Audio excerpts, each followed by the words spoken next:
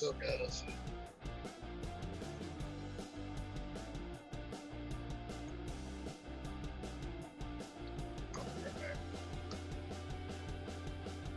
Hey, what's up, Truth?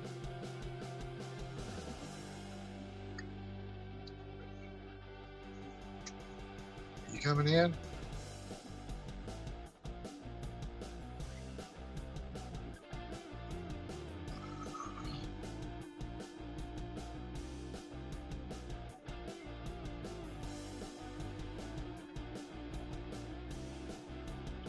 Join up if you want to. I'll be right back.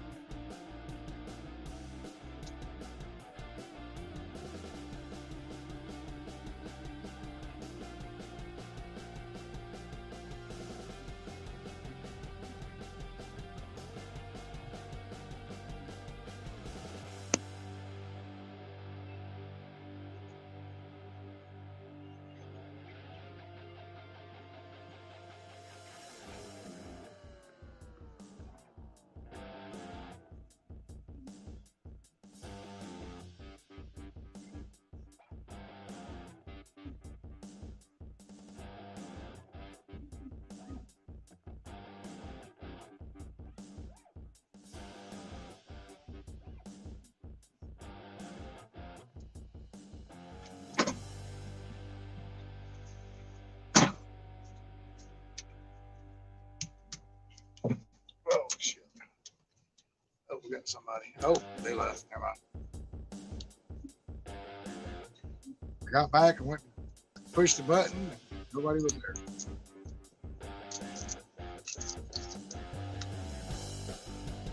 Look. They gone. Well, I guess they want to join up. They'll come back. So, Jada, run out for a minute.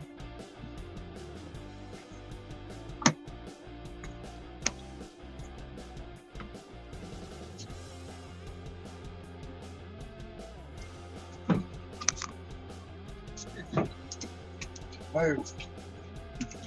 Move. Move. Lay down. There she is.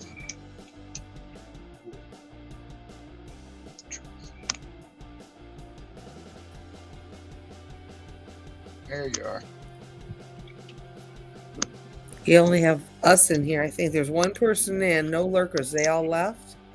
Yeah, they never come over here. That's what I say. Why? I don't know. That's weird.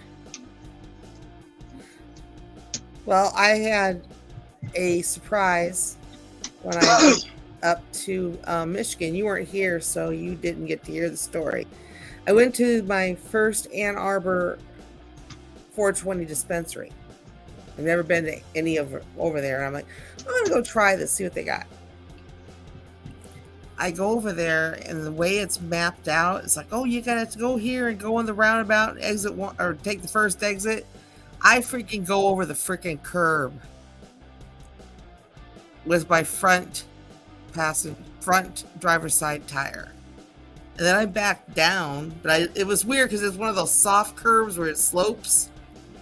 It was just enough, and I backed down the same way it came up. I didn't go all the way over. I got to the top and realized what I did. I backed down in reverse. I'm like, oh, shit. And then I had realized I have a little bit of an alignment issue because of that little thing. So that's why I have to go see the mechanic. I got to just go ahead. It's probably off. It's very slight, but it's enough to be annoying. And then after I realized that shit happened, I'm driving up 23, and it's like just past Flint, like 23. It's weird. When it crosses over 75, when it meets 75 interstate, that's the one that goes from Florida all the way to Michigan. I mean, it's pretty long. I'm sure you've heard of it. Doesn't it go through by you? What, 75? Yeah. Yeah. I actually take 75. I take 20 into Atlanta and get on 75 to go work in Atlanta. Okay. Well, I was on 75 because I take 23 because see, Ohio, the way it's situated, is most of Ohio is actually situated east of Michigan. So then you have to go to I have to go to the western part of Ohio and then go straight up, and then I'm in Michigan. Well, I was going up 23, which is it's the back way. You've got 75 goes to Detroit and goes past all those cities. 23 goes back to the west side more of the west side of the state, hits Ann Arbor, not Kalamazoo, that's off of 96. It goes through Ann Arbor, Ypsilanti, and then when you get to Flint, it merges with 75, and then 75 turns into 75/23. And that's right about Flint. And I get north of that, get on there, and I was maybe, because I stopped and got gas. Because I'm like, oh fuck, I keep thinking wherever I go in the middle of nowhere, the gas is going to be astronomical. So I had a half a tank. I'm like, I'm filling this up in case it gets really bad. In case it gets like Ohio, where it seems like it's raising the prices every freaking day. So I'm in this new mindset anyway. So I'm driving up in the right lane, going slow, not super fast, but not speeding, because I know that those cops in Flint are no bullshit. I don't want a ticket. And I'm going up in the right lane, and it came up into my vision, where it was too late for me to just move over to the next lane, which there was no way to do it because there was people zooming in that lane, so there's no way to move over. Or if I moved over to the shoulder because I was in the right lane, if I went over this thing, it would have probably shredded my tires. It was like an alternator size car part. And I'm sitting there going, why you people don't secure your stuff down so it doesn't go fly off on the road? So now I'm like, okay, what to do? Because I heard it thump and then bump, bump, bump, bump, bump. It's like, oh man, please don't let it be a tire. Please. The tire was fine, but I don't want this. I don't know what this part's called. The part that's it's like a long piece of plastic that's really attached or just a little bit lower than your front bumper to deflect the air or something, whatever that thing is. Well, it hit that, pushed out one of the freaking fasteners that was holding my I'll just say air flap. I know that's not right, but to hold it in place, thank God there's 4 fasteners. And I'm like, so I'm over here freaking out. He's got this shit going on. Well, the first one I did, and then that damn car part, that flipped me out. I'm like, oh fuck, So I'm sort of semi on edge, but not totally stressed. I'm not wigging out and going off on people, but I'm like, oh, I hate this. Please let me get to Oscoda with no more incidents type of shit. Well, no more instances happened. But when I got to where I was going, my Airbnb, the owner, the wife, she just happened to be drinking a nice little drink. I'm like, oh. She goes, you want one? I'm like, please. Because I had to put up with that BS, I'm like, oh man, please, car, let me get there. I didn't know what it had done when I went over that alternator or whatever it was. But it's like I had to go down. The way I had to do it is I had to go straight over it, but not to the side because I didn't want to hit my tires and cut them all up, and that would be a nightmare. So I'm like, what's the least damaging is to go straight over it, and it freaking popped out one of the fasteners on my air deflector or whatever that thing's called. It's what it does. I don't think that's what it's called, but yeah, it's a stupid little piece underneath that if you pull into a parking spot too far, you hear it pull back. Yep, that's the piece. And I guess it didn't go completely center, but it was enough because the fastener that was blown because of it was like the second one from the left because there's 4 of them. So it's the second one. So it wasn't the end one. I'm just like, why do these people travel with stuff like that, knowing that if it's on an open bed truck, you got to tie that shit down no matter what. You hit a freaking bump, that thing, if it's not tied down, it's going to end up on the road. And then someone like me is going to have to deal with the consequences of which way can I run over this thing with the least damage. Yeah. So, I mean, hell, we see shit like people lose their ladders all the time on the highway, 5-gallon buckets, the tote container things, like they just flew out the back, like they don't have enough sense to know if you don't have nothing in a fucking tote, it's gonna go. You know, yeah, it's light. Yeah, you hit one, you get a gust, maybe a wind gust from going fast, and you have your own wind shear that's going into the bed of your truck while you're driving, or it just flies off. Either way, if it's not tied down properly, which it sounds like that's why a lot of this crap happens. Do you not know the proper way to travel with things you're hauling around? Do you know that you're supposed to not just put 1 bungee cord, but if it takes like 3, then use 3. Aren't they cheap enough for you to go to? I see them at the dollar store. Just get enough to properly secure that, so it's not going to end up in someone's windshield or under their underbody or whatever. I'm just like, oh man. I kept looking too. I'm like, please don't have anything leaking. Nothing was leaking, so it didn't do anything there. I think the only damage was when it went and popped that fastener off, that one spot of that freaking plastic piece that I was telling you about. So I get to go to the automotive place because, like I said, I think going that over it was like straight up the curb, but it's a slanting curve, but it still was enough to bump my alignment off a little. So, and that drives me crazy. So I'm gonna have him do that, and then put a new fastener. He said those fasteners are pretty much universal anyway. It's good. Was that you waiting in the background earlier? Yeah. Okay. I come down, I said, oh, I got somebody. I went to tap the button and you were gone. I was like, oh, well, they left. We left, but we didn't leave. Because, on my phone, it says guest. And when somebody comes up, it says I got a new guest. But we got another person in here. Hello, second person, or is it third person?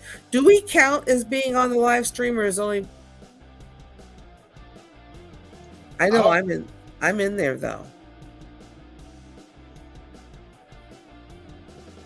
But I have YouTube up. I have it muted though. Yeah, if you have it up, you're probably counted as the 2 or 3 people. I don't have mine up because I'm on my phone, so. Oh, let's see what it says. Usually Bodymore's in here, but he usually talks, so there he is. He was. That's what I said when it was really busy in Flex. I said Bodymore just asked, "Are you going live later?" I didn't know if you heard or not, but he did ask, and I asked for him. I asked you. It's just me. Yeah, Bodymore's always in here. It might be just me and him. Oh, Bodymore, to answer your question from the other night, what happened was, is I went live Tuesday night, but I got an order when I was in Atlanta, and I got to the place, and it was like apartment 2109 or whatever. So I got in the elevator and I was losing my signal.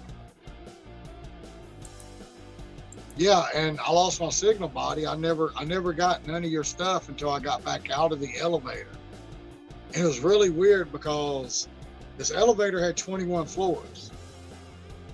And I started on floor L2 is where I came in at. Well, I kept trying to push 21st floor and it wouldn't, and it started going up. Well, it got to the 7th floor and just stopped. And I'm just sitting there in the elevator and I'm like, why are we not moving? And I used to be real claustrophobic when I was younger. So now I start sweating a little bit. I'm just thinking about I might be trapped up in this motherfucker. And I'm like, I said, okay, we're going to push to open the doors. The doors open up. I come out that motherfucker. I'm like, okay, I'm good. But I'm on the 7th floor. I got to get to 21st. So I'm standing there for a few minutes waiting. Yeah, I didn't end it, body. I think I lost signal. So, and it was actually so stupid that night. It was like every time I went to go look at an order, it would kick me out of the StreamYard. So I'd have to come back in again. But yeah, it was acting real stupid that night. And so anyway, I got off on the 7th floor. Had to wait a few minutes. The guy was taking his garbage out. And I asked him, I said, hey man, do you need one of them card keys or key fobs to go above this floor? He's like, yeah, probably. He said, hold on, I got you. So he went back into his apartment, got his key fob, pressed it, and he kept trying to push 21st floor, and it wouldn't do it.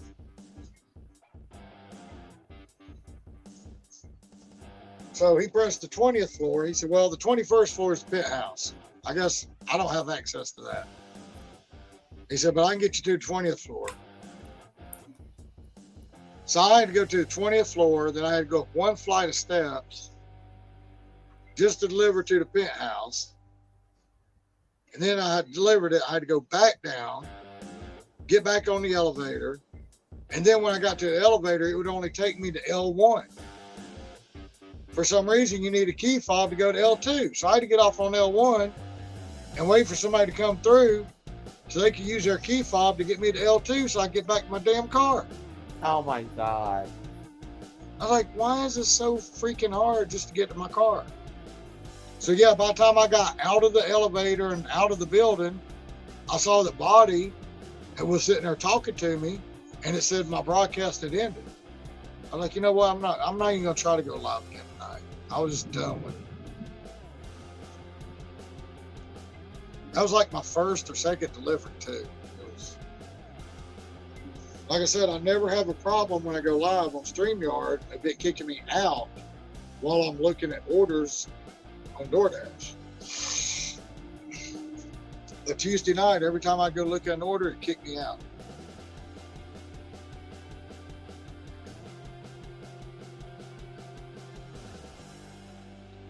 But yeah, what I was going to say is, I don't know if I told you this or not, Truth, but when I was younger, we actually lived in Toledo, Ohio.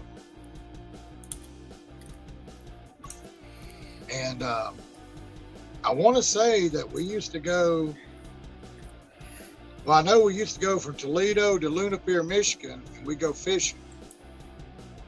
But I want to say that every time we would go from Toledo to Luna Pier, we would pass that Ann Arbor exit as we were going to Luna Pier, Michigan. How do you go from Toledo to Luna Pier, and then you said you go by the University of Michigan? No. Oh, I was going to say that don't even sound right, because I know where Luna Pier is. No, it's like one of the first exits on I-69 going into Michigan, correct? I don't even remember. I was like 20 something. I think that's what it is. It's one of the early exits when you're crossing in from either Indiana. I think it's Indiana, because it's on I-69. You cross over, it's like exit 1 or 2. No, but wait, that Luna Pier is on the other side of the state. I'm sorry. Luna Pier is over south of Detroit. That side, it's on the east side. Yeah, that's why I know it. Because it was only like a 25, 30-minute drive maybe from Toledo to Luna Pier. And I always remember it because the when we were going from Toledo to Luna Pier, whatever how we might have been on 75, we might have been on a different one, I don't know. But whatever highway we were on, I always remembered it because when we were going to Luna Pier, I'd see Ann Arbor exit, but the Ann Arbor exit was always off to the left. You know, all the other exits are on the right side of the road. Right. Oh, they Ann do Arbor, left side there. They do left side there. yeah, the Ann Arbor exit was off to the left. And I always remember seeing the Ann Arbor and it go off to the left there off the highway. Yeah, Luna Pier is exit number 1 when you cross over the state line from Ohio, because that's, yeah, from Toledo. But it's not on the same, because Ann Arbor is in a completely different place. I get it. I went up the Ann Arbor way today, or Tuesday. I take that route to go in because I'm sorry, I don't want to deal with Detroit, and I want to minimally deal with Flint. Yeah, but whatever highway we were on, I always saw that Ann Arbor exit going to the left as we were going to Luna Pier. That's why you know what killed me?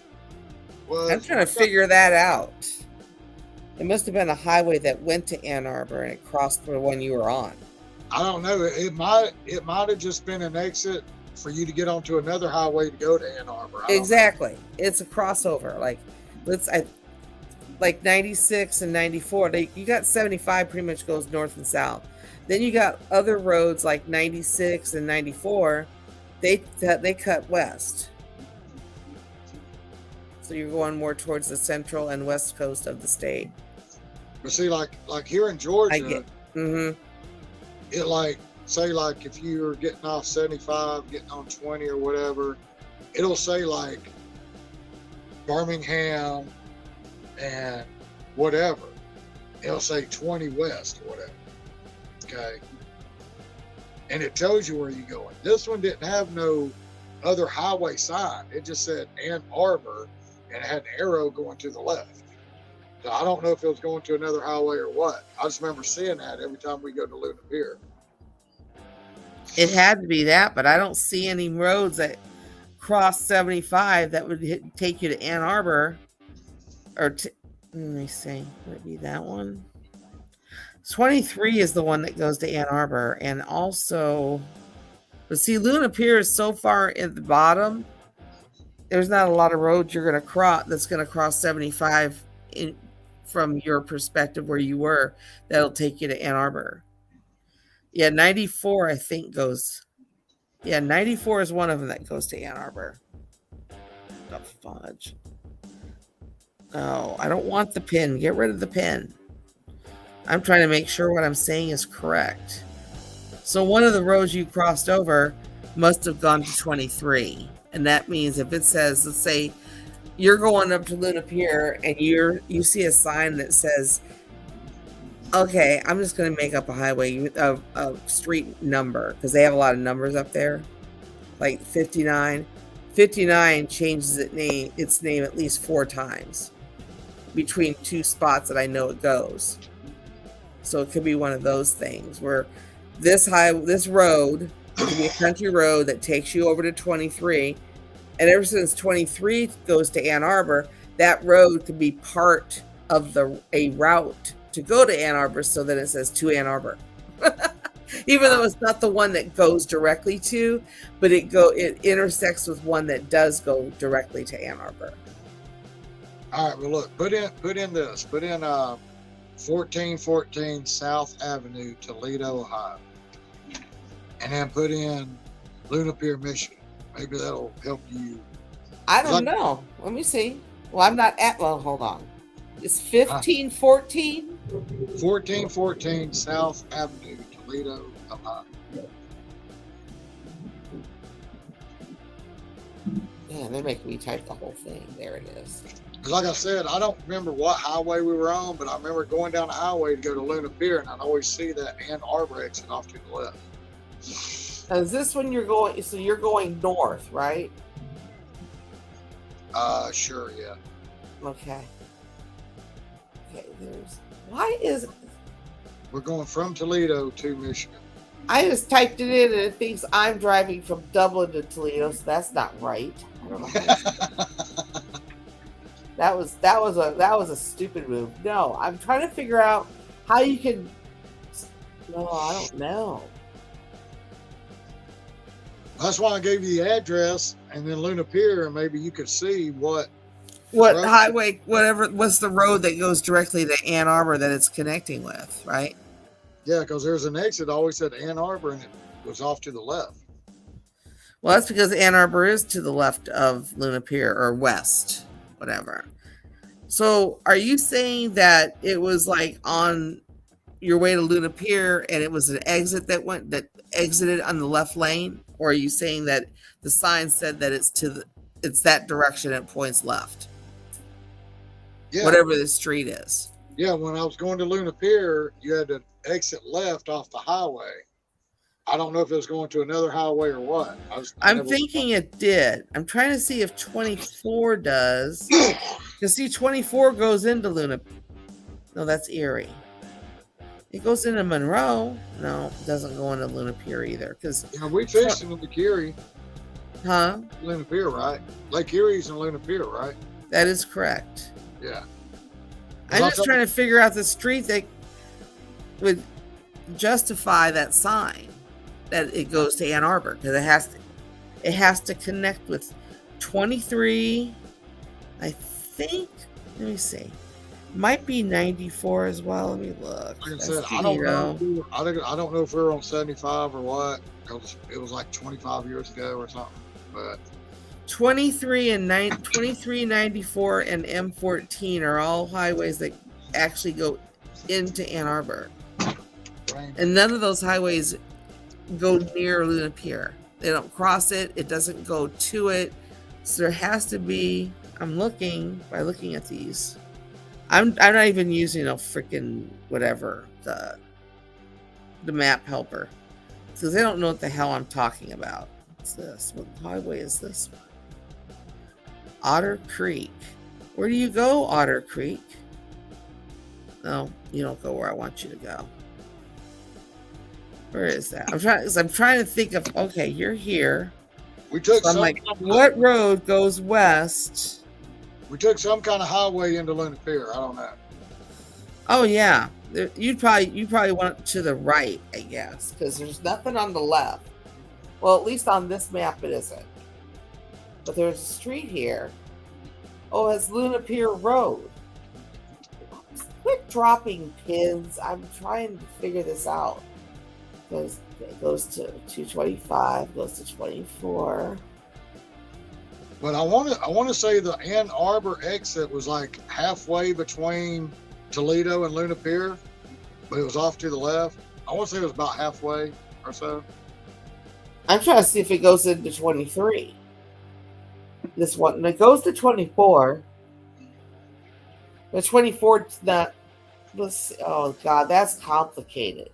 If they can make that complicated of an assumption, whoever's going to try to figure out how this happens, they'd be going nuts. Unless you lived in Michigan your entire life.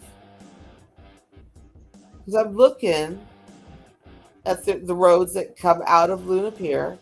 There's two big ones. What's this one? I just looked up Luna. Was it called Luna Pier Boulevard or some shit? It changes its name. It's named like 3 times. Okay, Samaria Road. Okay, there we go. That's the connection. I found it. Oh, Samaria. God, go down. I think I found it. Where do you go, Samaria? Samaria. Where do you go? Okay, it's Samaria Road. Here's the deal. You probably got off. I don't think you got off on Samaria. I don't see an exit for it. There's a road called SAM. Hold on. Now I got to freaking scroll and find where it gives me the name. No, it starts out. What? No, it's SAMARA. What the fuck? That's what I'm saying. If you go from the address I gave you in Toledo, it won't do it. Because I want to I see don't know how to get a map to do that because all it does is assumes the starting point is my house. Unless, let me see. you can put it in. You can put it in your starting point Right. That's what I'm okay. That's what I'm gonna try to. What the fudge? because it might take you a totally different way from where I was going. It might. Search maps. Okay. As I told the kids, I said, hell, if we ever move back to Georgia, you can tell them that you fished and swam in one of the five Great Lakes. I thought that was cool. There it is. Okay. No, I want to start there. This map doesn't do that right. When I type it in, it automatically assumes that's where I'm going. I can't put it as a starting point.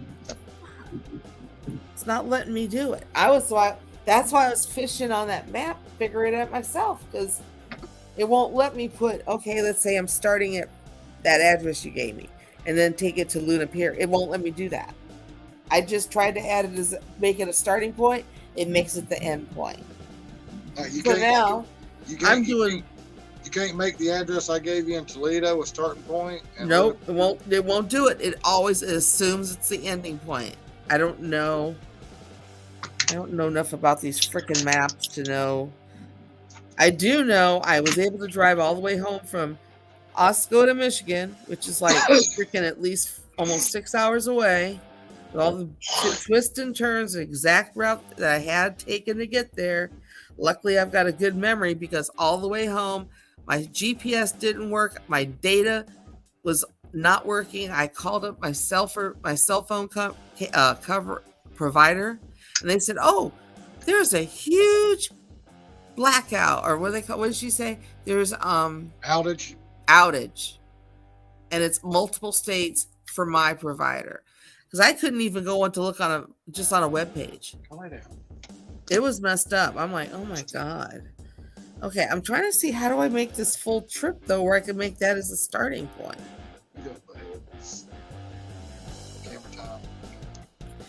Okay, add to maps. No, I don't want to add it to maps. I want to make it a freaking trip.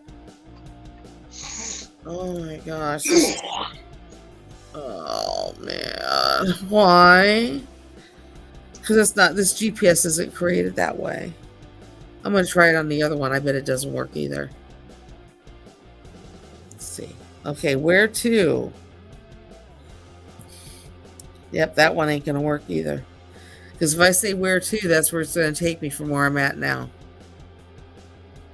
It doesn't let me add a different address. Like say I want to start in Toledo and go to Luna Pier and have it map that. I have not figured why my maps aren't letting me do that. So I'm searching the maps. I know, because usually you can put in, like, it'll have an address, or you can put in an address to start and an address to end. I don't know what maps you're using because it's probably one that. Huh? Google on the phone? I don't use Google. You can actually put in starting point and ending point. Hold on, I'm closing all these windows. Maybe that's what's making me lag. I don't know if I have Google, because I'm not a big fan of Google. So I probably don't. The only thing I ever keep is Google Earth because I just think it's cool, but I don't think I have Google Maps.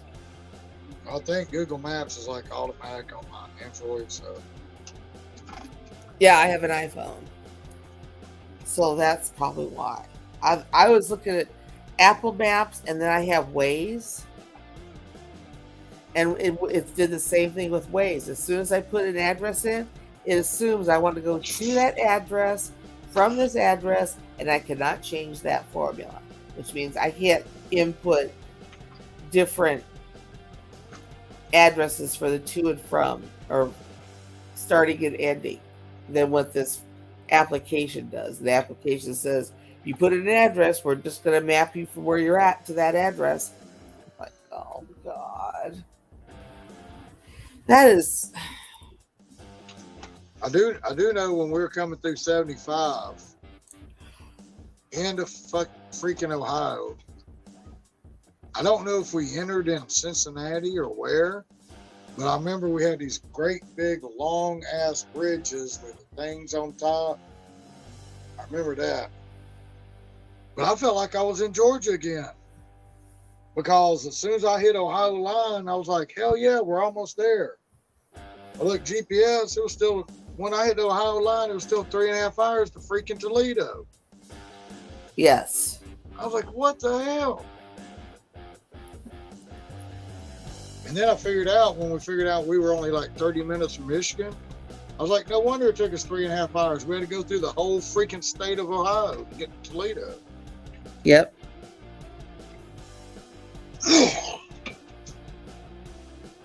I was just happy when I got back home. Even though it took me 9 hours, because I was driving, actually in some zones, I was driving 5 under. Because of that flap. I didn't want to go too fast because I didn't want to make another one, get enough air under there and make it lose another freaking fastener. But here's the thing that's so crazy. It's like, if I leave here right now and I go north towards Tennessee, it's going to take me 3.5 to 4 hours to get to Tennessee. Okay, if I want to go, I used to live about 25 minutes west from where I'm at right now. And like my daughter and the grandbabies and all them, they were in Panama City. When I left where I was at, the GPS, for some reason, took me through Alabama to get to Panama City. It took me 7.5 hours to get to Panama City through the maps. But yeah, I'm trying to figure out why. Like, if I leave right now, it'll take me 4 hours to get to Tennessee line. But it's only 8.5 hours from where I live to St. Louis, the middle of St. Louis. You said that the other day. I'm like, wow. Because it clocked me at 6 hours, I think. 5 or 6.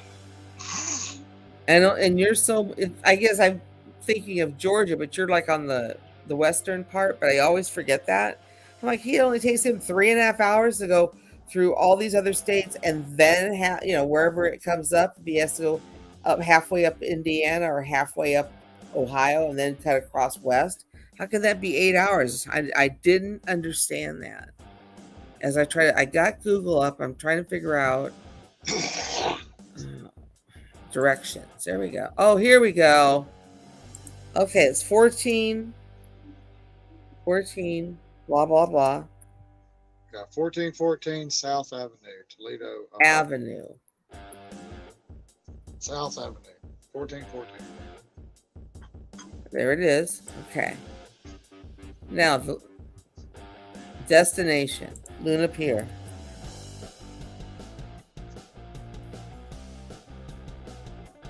Luna Pier, Michigan. Thank you. I typoed. Okay, let's see what it's got you doing. You're going on I-75 North, basically. I'm trying to see. See, I thought it was 75, but I wasn't real sure. And I want to say about halfway between Toledo and Luna Pier, about halfway, there's an exit to the left that says Ann Arbor. It has to be. I'm looking. There. No. I'm just trying to see because it's showing. Okay, there's Luna Pier. Like I said, what is halfway? Halfway there. What's this road? Nope, that road don't do it. No, there's 223. Wait a minute. What road are you?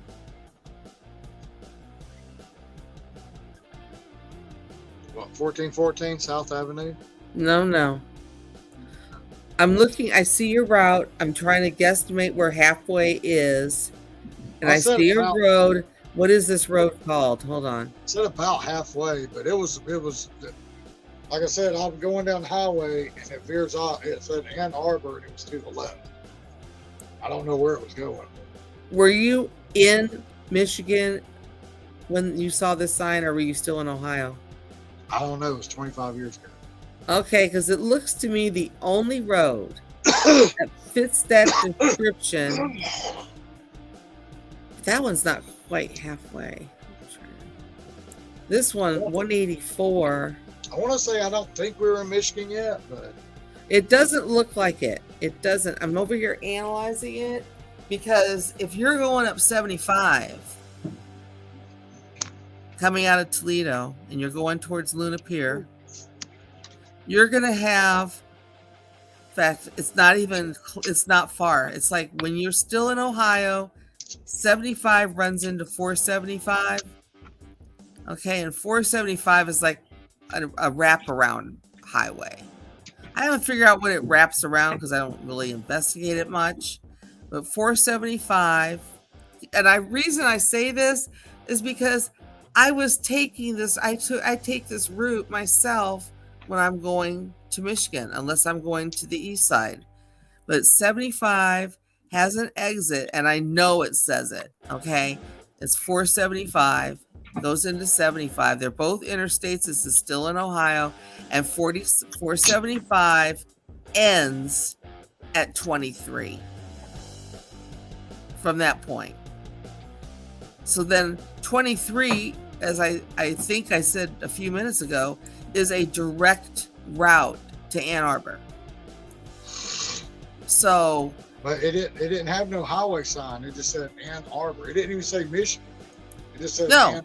Well, how many people, you were from here, but it's been a while, but I'll tell you how it is now. They know, people in Ohio know 2, maybe 3 cities in Michigan. The first one is Ann Arbor because of U of M and the rivalry. The second one is Flint, or second one is Detroit, just because Detroit has its own notoriety and everything. And the third one that's coming into picture is Flint because of all the shit that went on up there. So, but Ann Arbor is their number one focus because of the college football rivalry between OSU and U of M. So that's the reason why they just put the town up, because they realize that at least half of the state of Ohio is very familiar with the town Ann Arbor, Michigan. So that's the only reason. They're just playing on that. But 475, back to my story, 475, when I go from here, because I'm further down, so when I leave here to go to Michigan, I did this on Tuesday, I did take this route. The map, the GPS, when it was working, has me going, where's my Columbus at? Wherever. Because I'm close to, because Michigan, the way it's situated, Ohio, there's really not a lot of Ohio. There's a little part, but it's like Toledo. I think it may be the furthest. I'm trying to see. It's like, it's not dead center. Like Michigan sits off, it's half of it's over Indiana and the other half is over Ohio. So to go to certain parts of Ohio, you either want to, if you want to go north, if you want to go northwest, you take 23. If you want to go, from Ohio, it'd be 23 or 75. They both go north, but one goes along the east side, and the other one goes straight up the center. So because Ann Arbor is in that direction, because 23 does go right through Ann Arbor. I think it's at Ann Arbor, like 3 exits. I go there so much. So if you passed, and it looks like you probably did, if you were on 75 with your family, if you passed Interstate 475, because that's just north, it goes just north of Toledo, it looks like. And that they can then say Ann Arbor and point an arrow west, and then 475 is considered the link between 75 and 23. And if you want to go to Ann Arbor, if you get on 23, it goes straight up there. That's the only thing that makes sense to me. because there's nothing closer to Luna Pier that goes straight shot into 23, because that's what it sounds like. Because that's like the main thoroughfare, at least an ex-Michiganite, but might go back there. I'm not sure yet. I want to go somewhere where I can practice my Second Amendment rights, and I want to be able to have my smoke. I want it recreational. I don't want medicinal. I can get a medicine card, but in Ohio, if you get a medical marijuana card, you lose your CCW immediately. I'm not giving that up, so screw them. I just drive to Michigan. You know, get whatever I need. And this stuff, actually, my throat was messing up, and I did some of this. It's called the Skywalker. It settled it, so that's good. I cannot deal with getting sick. I thought for sure I was going to go get sick. But yeah, I think that's the highway you're talking about, or the highway that you passed. That sign would apply to, because they're actually, if you go to Forest, in fact, I'm thinking, because I just took it on Tuesday, and because I was on 475, what it does is the sign from 75, when it crosses 475, it'll say 475 to 23 or something like that. And that, if they say, if it says that, they can say Ann Arbor, because I've seen that too. In fact, I know it sounds confusing because it's been so long. It's not confusing to me because I go there like freaking every couple of months. I either go the east way or go the west way. The west way is way too much driving. I wanted to get off the road badly.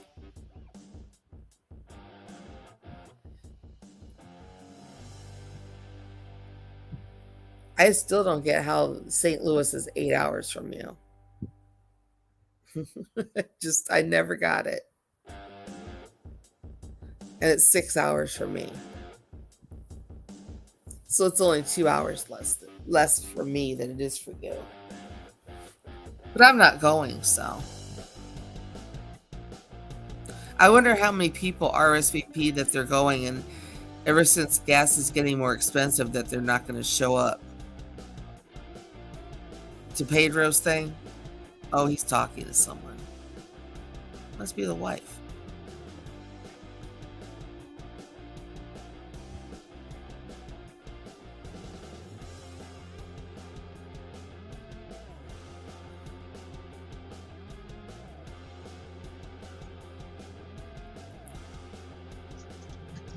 I guess the storm's still hanging out.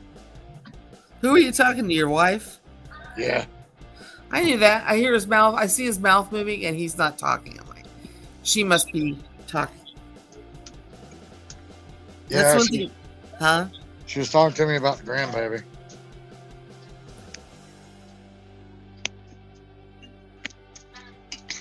I don't know what's going on with that deal. I don't know. The grandbaby asked me if she come spend the night. I said, yeah. That was like a month ago. And she keeps going back to her house, but she just keeps coming back with more clothes. Lord. But I mean, she's told me a couple times she's gonna move in with us, and I'm like, well, that's fine. I don't care. I mean, that's up to y'all. I said, but you gotta pass that by your mama. And I hear her mama calling me. She's not moving in over there. I'm like, yep. Okay. Yep. You know it. I'm like, look, I don't want to be in the middle. I said, you need to talk to your daughter and keep me out of it. Now, so whose granddaughter is it? It's my stepdaughter's child. Okay. It's our. I don't have no kids. I have 2 stepkids. Well, I don't have any kids either, so. And I'm not going to have. I might have steps, but they better be out of the house. I'm not going to have some step kid living. I know one girl. I know too many. I've known too many people my age who, oh yeah, you can move in. Don't worry about it. You know, and they're getting up in years like me. And I'm thinking, and I definitely drilled this home with my friend, one of my friends whose boyfriend, she moved in with her boyfriend, I think earlier this year, because she had waited until her divorce got final. And she moved into his house. He had just lost his wife to cancer, his first wife to cancer, to I think it was 2 years ago. And she's known him since she was like in, regular school, like probably middle school. So they knew each other, but not like close. So his first wife, I'm trying to think of where I was going with this. Oh, that's right. When his first wife passed away, he asked his, I don't know if it's his middle son, because he has 3 kids, or it's younger. It's one of his sons. So he moved in supposedly to help his dad deal with the grief. He didn't want to be alone. Well, now he's got my friend as his girlfriend, and his son's still there. His son doesn't pay rent, and he's getting frustrated. I'm like, I want to say he's not the first person that's done that. It's just because it's your own blood, you don't want to just throw him out on the street. But if you don't give him a dose of hard lessons, hard love, he'll never leave. Them older ones, you almost have to throw them out if they get to be like well into their 20s and they don't have any ambition, and then they bring their baby in and their baby mama in, so you got all this freaking drama. I wouldn't tolerate it. If you're old enough to make a baby and you're an adult and you hadn't made a child, you need to figure out a way to get out of this house and get your own place, because you have a family of your own now. Yeah, so it's like there's a lot of that going on now where these kids, they love being independent, they like being on their own, they knock a girl up or get some other kind of trouble. Mom, Dad, help me. So they move in back in with their parents, and then they never leave. Yeah, it's like my grandbaby's 15. And she started telling me, well, I'm just going to live with y'all. I'm like, okay, I don't care. I got her daughter, stepdaughter, whatever, calling saying, she's not going to live with you. I'm like, okay. I'm like, look, y'all need to talk to each other, because don't put me in the middle of this shit. They put you in the middle because they can't talk to each other. I said, I don't give a shit either way. I was like, I told the daughter, I said, I'll tell you just like I told her. I don't care if she stays. I don't care if she goes. It'd be cheaper if she left.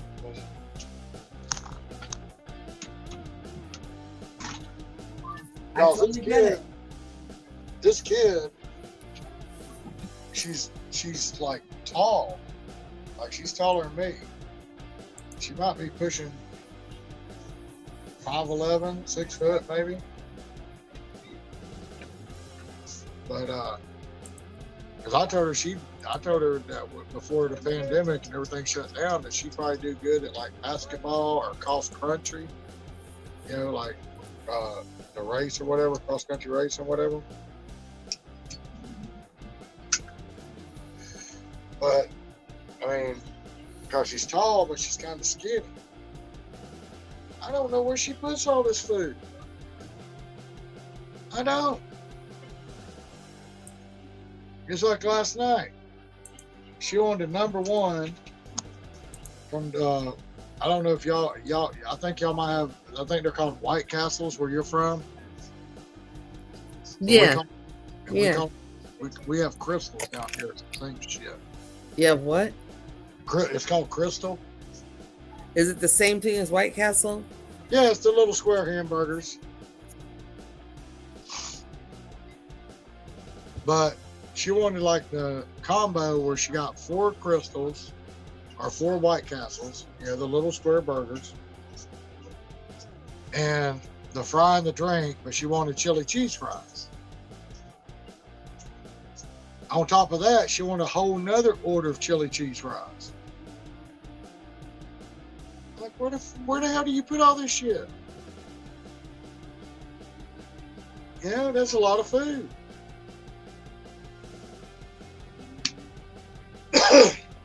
And then, like, she'll call me or text me, and she'll be like, will you go get me, or can I have, she'll be like, one day she was like, well, can I have Zaxby's? I said, okay, what do you want? She wanted like the 10-piece fingers meal. We get like 10 pieces of boneless, Texas toast, a drink, whatever. I said, okay. So I went and got her that, brought it to her.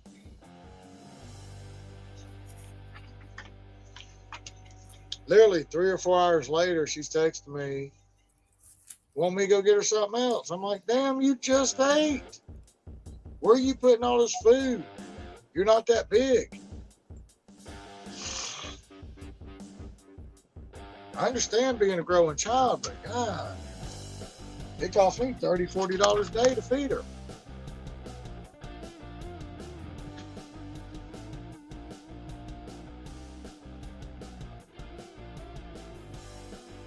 That's why I told her, I said, hell, I don't care if you stay here or go home. I told my wife it'd be cheaper if she went home, but whatever, I mean. It's cheaper if she went home. It would be.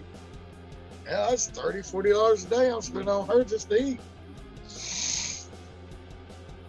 Well, get herself a good job when she gets out, figure out a good major for college, and so she can get a good paying job so she can afford to eat.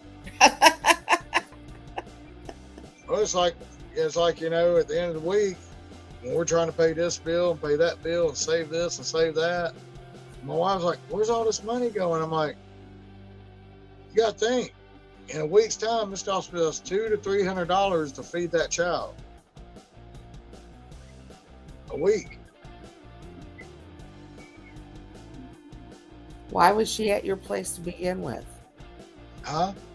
Why was she at your place to begin with? Oh, she had a great big falling out with her mama. And yeah, they had a great big ordeal. And the police were called out there. And apparently she told the police that the only place she felt safe was at her pawpaw's house. Well, they tried to send her to her dad's pawpaw, her dad's dad, which is like right around the corner from where they live. And she's like, no, that's the wrong pawpaw. I need to go to my pawpaws. So then apparently she got escorted up here by 3 police cars. What does her mom do that's so bad? Does she beat on her? No, I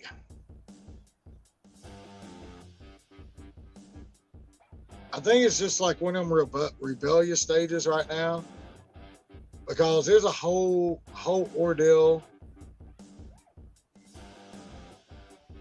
It's like, I don't know. I don't see nothing wrong with the boyfriend she has. I don't.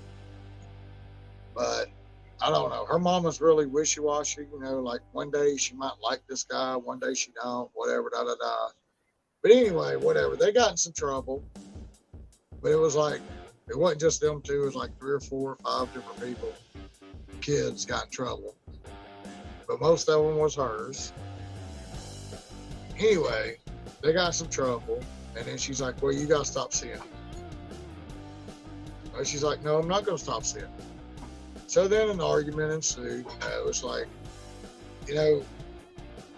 we all go through our own shit. You know what I'm saying?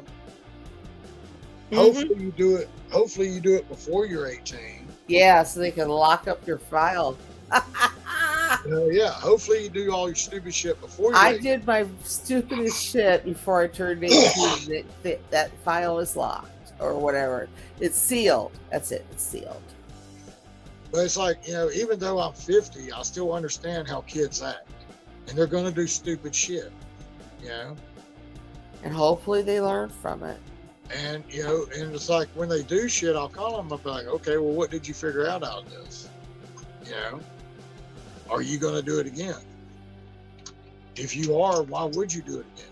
You see the outcome, And I don't yell and scream at them. I just talk to them, And I guess, they did something stupid and they're teenagers, which I told them, I said, how stupid does this shit sound? They got the bright idea they're going to break into a fucking school that they don't even want to go to. I said, you don't even go to school when the shit's open. Why the fuck would you want to go to it when it's closed? You know what I'm saying? Yeah. I said, how stupid is that? I told them all. They were all standing there. I showed up. I said, how stupid do y'all sound? I said, you all fight and don't want to get up and go to school in the mornings. But then y'all gonna get together and think it's a good idea to break into a school that you don't even want to fucking go to.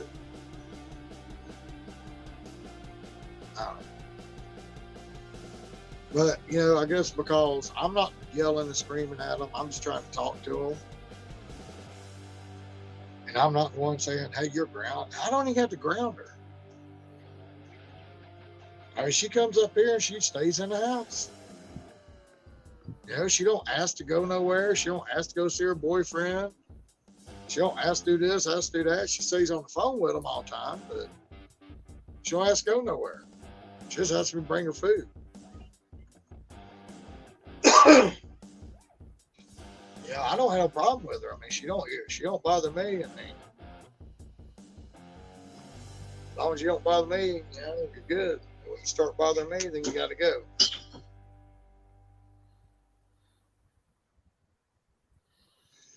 But yeah, I had my stepson. Yeah, I had a problem with that you were talking about. I call it failure to launch. Because that one movie. But yeah. He would like leave and come back, leave and come back, leave and come back. And finally one night, it's just he does like stupid little shit that irritates you. And it's like he doesn't understand that this is my house. I want my shit my way. Maybe it's me being a grumpy old Smurf, I don't know. But I want my shit my way. And I don't want you to come here fucking with it. Especially if you're not paying no fucking bills here. I'll give you a bedroom, I'll give you air conditioner, I'll give you cable, I'll give you TV, I'll give you everything. You're not paying a fucking dime. Leave my shit alone. All you need to do is walk in here, go to your room, and stay the fuck in there. That's all you need to do. You wash your fucking clothes, I'll pay for all that. So anyway, he finally irritated me to the point one night that I literally almost had to fight him to get him out of here.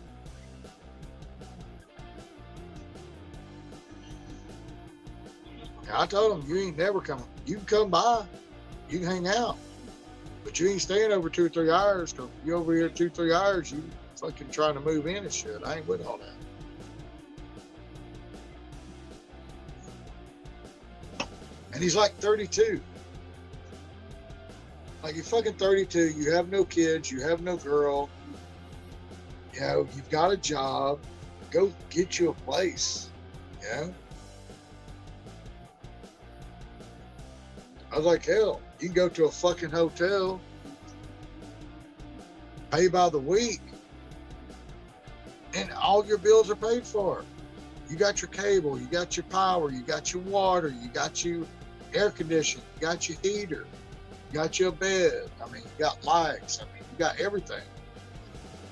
Go to a fucking hotel, motel, whatever. Pay by the week. I don't care. Just stay the fuck away from here.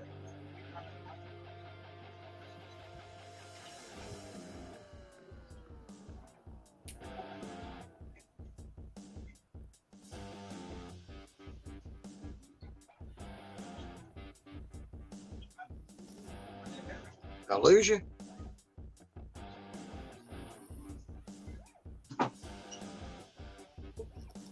Hello? Are you there? I showed you still there.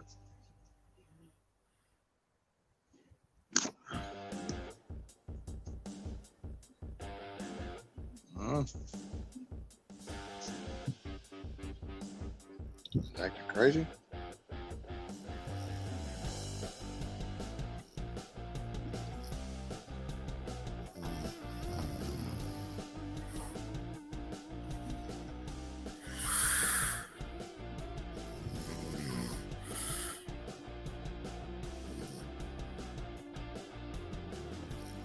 Heard something. You still there?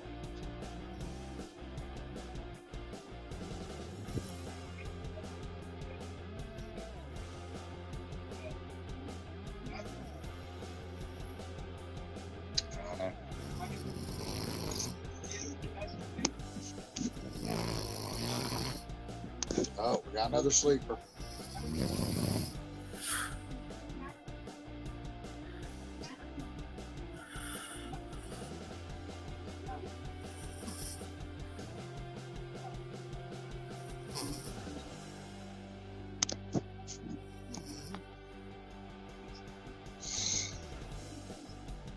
Got another sleeper. Just can't hang.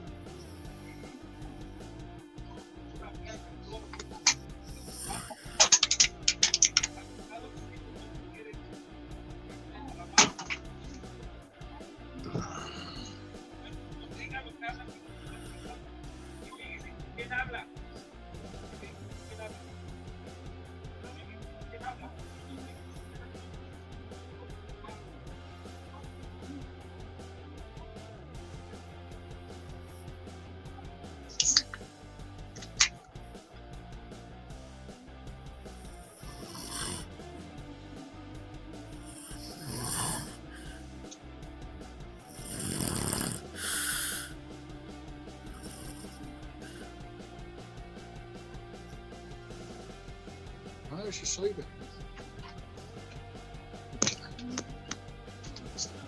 She's sleeping. Go lay down. Go lay down.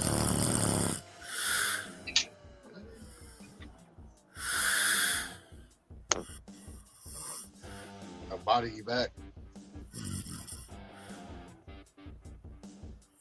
I'm such an asshole. People fall asleep on my stream. I just leave them out there.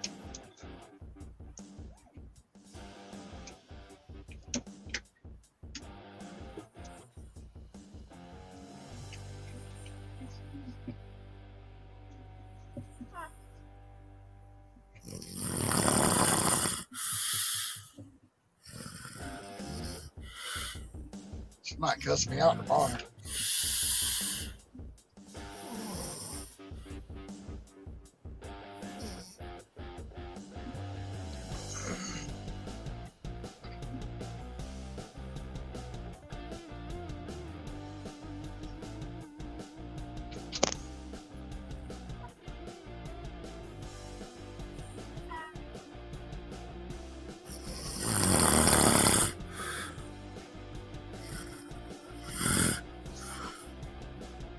She watches this, she's be in trouble tomorrow.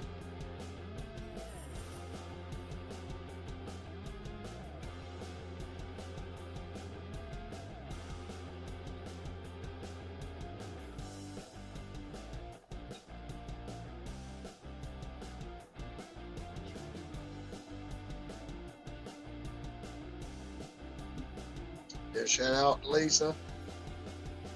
She'll probably watch this tomorrow and she'll text me and tell me what an ass I am. Who, Lisa? Yeah. Oh, you're back.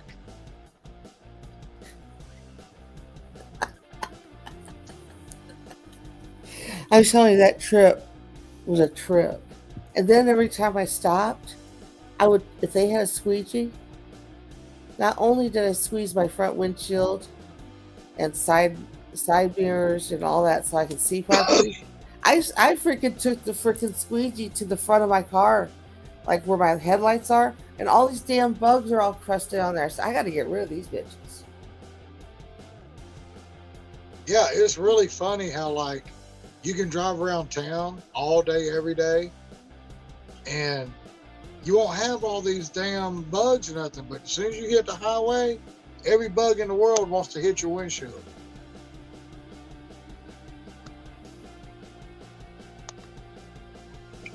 Well, guess I can't hook my Bluetooth to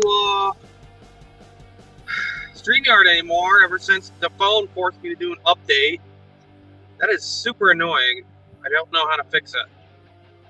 So are you an Android? Yeah. Yeah, I had the same problem. As I was saying earlier, I went and bought me a little Bluetooth AirPod looking thing to put in my ear, Yeah. just so I could talk to people while I was doing live when I was working in Atlanta. And then as soon as I went live, I couldn't even use the damn thing. It went straight to my phone. Yeah, this phone used to until it forced me to do an update. I put it off 4 times, and that's the max amount of times they'll let you before it forces it on you. God, I hate this light. Oh, thank God it went to me. That's the worst light in town. It takes forever to change. I avoid it like the plague during the day. 90% of the time, like Matt wants you to go up that road, I just take the side roads. This is public square anyway. You don't want to be here during the daytime if you can avoid it at all. In 1,000 feet, turn right. There's quite a few businesses on the square here. There's only one I'd actually pick up from, like the Holy Smokes Barbecue. There's a parking lot down below me here. And to the left, I just go down that side street, park down there, walk across the square. Pedestrians have like a really huge area here. And this Holy Smokes Barbecue's right here. Right here in the corner. So where you at to right now?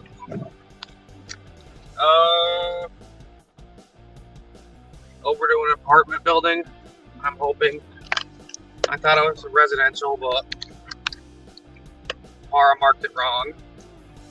They got marked as a house, and it's not a house. I'm hoping it's one of those easy units that all the buildings are clearly marked. You can just find the unit super easy, but something tells me it's going to be one of those harder ones. I took a $6.50 for 3 miles, but I'm on a $1 peak pay, so it's $6.50. But I want to just try to keep busy. I bend my rules in half overnight. If it's a $1 or $2 peak pay, I will take a $6.50 or all night long. But if it's $3, nope. I'm sitting until I get that $9 or more. Unless it's an add-on, literally going to the same exact place, then I'll do an $8 add-on. Yeah, I was going to go to Atlanta tonight, and we had a real bad storm coming through. I was over on Flex's channel talking to Willie. Had a real bad storm coming through, and I told my wife, I said, I'm fixing to fill up and go to Atlanta. She's like, no, it's getting really bad. Come home. The power might go out. I need you to get here. I got when here. There's money to be made, though. Gotta be out when the storm's happening. It hit everywhere but freaking where I am. Everyone else is bitching and complaining that it's stormed. I'm like, man, I don't want the power to go out. I want it to be just short of that. As long as the power don't go out, I'm happy because not many drivers are going to want to work. I'll make incredible amounts of money. Oh, man. That's what I told her. I was like, That's what I told her. I was like, this is when I need to be out there. This is when I'm going to make my money. I know. A lot of people don't get that. You know, there's going to be giant peak pays, and it's not like you're competing against everybody on a normal peak pay. Yeah, because all the I saw quite a few people out till late tonight. There's this damn Explorer that freaking tries to run me over right out my goddamn tailpipe in my pickup. Like, you're a freaking idiot. Gas prices are over $5 a gallon. And I know they're probably taking the freaking crap I declined. So it's like, you're not even making money. It's like, what are you doing? You're dumb. They went to the city, but I don't know if they got anything. Listen to this. Maybe they have Uber. I don't know. Look, I keep saying this, you know, I watched Lou and Mary.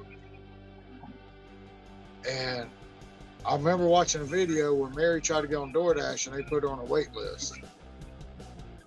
She's like the only person I know that DoorDash has put on a wait list. There was a wait list here. They just finally put the incentive back up. With that being But said, I think it's still a wait. They just put the incentive back out, and it's like, stop putting too many drivers in my area. I have way too freaking goddamn many. Oh God, I've never actually been here. I know what it is, but I've never delivered here.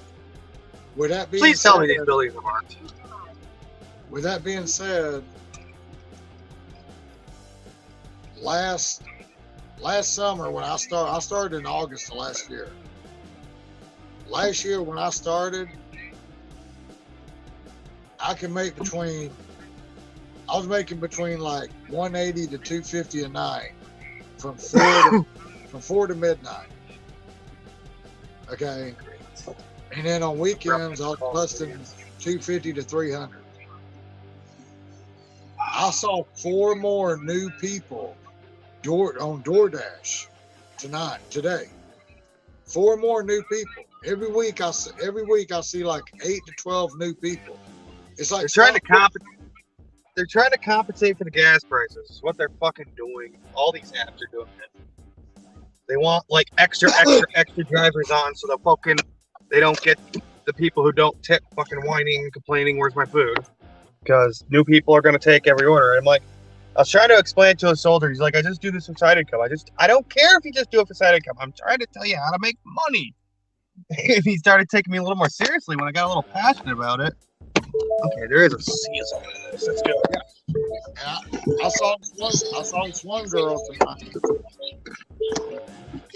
He's like, oh, I'll just do it as side income, like $2 or whatever. I'm like, bro, do you like making less than minimum wage? I'm like, I tried to like put it in his head. If you're not making at least $15 an hour, you shouldn't even be out here. It's pointless. But I saw this girl earlier today. I went to this little this thing. It's called Jason's Deli. I don't know if y'all got one or not. Anyway, I pulled up and I saw this girl getting out of this. It was like a 280 or 300 ZX. It's like a sports car. You know what I'm saying? Yeah. And she got out, walked in front of me, and I saw her phone. And she DoorDash on her phone. Because she got in there before me, so I didn't hear her ask for the name. But I saw DoorDash on her phone. And I'm like, you doing DoorDash in that 283 ZX that you got that out there? She's like, yeah. I'm like, are you really making any money off of it? I'm like, how much? I was like, as high as gas prices are, how much per gallon do you get? And she's like, well, I get maybe 15 to 17 miles per gallon around town, maybe 25 on the highway. I said, so I'm calculating this. I'm like, okay, well, we do have a highway here, but usually if you get on the highway, you're only going like a mile to the next exit, then you're getting off. It's not like you're going 9 miles down the highway. Got the drink. So here there's really I got you. So here there's really no highway miles. It's pretty much around town miles. So I was like, okay, so you're getting about $17. I mean, 17 miles. 17 miles per gallon, and gas is $4.50 a gallon. Or 50. Oh my God, I'll take your gas price, bro. But she's driving a fucking sports car, getting 17 miles a gallon doing DoorDash. That's about what I'm getting in that thing. Well, I was getting like 16 for half the goddamn day. Traffic is so freaking heavy. I hit every freaking light. I was super tempted to just run about half of them. But when I second guessed myself, I'd catch a freaking cop out of the corner of my eye. They're patrolling like goddamn hawks. That's why everyone was driving like a-holes. Like, dude, they didn't do anything about people cutting each other off, brake checking. It's like,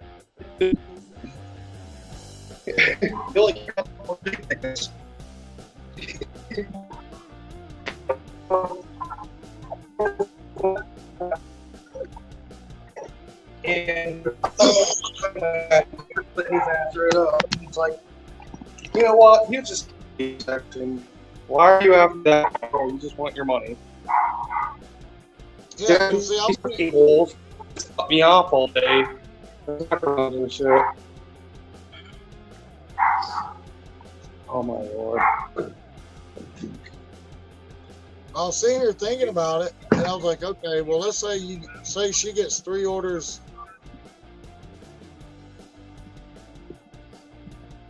Say she gets 3 orders an hour, and they're going 6 to 8 miles or less. Anyway, say she gets $6 going 3 miles. She gets 3 of them. That's $18 going 9 miles.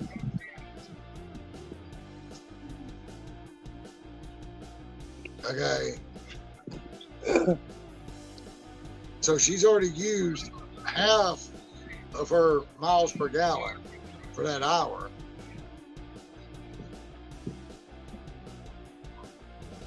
So she's oh like, my gosh. Yeah, she's not really making that much money for me. Yeah, how do you think I feel? It's really rough on me. I cannot get that stupid C to show up in a damn picture, so I hope this is good enough. I mean, say she made $18 at. Okay, well, she spent probably $3 in gas, so she only made $15. And then she taxes everything. She might have made $10 an hour. Yep.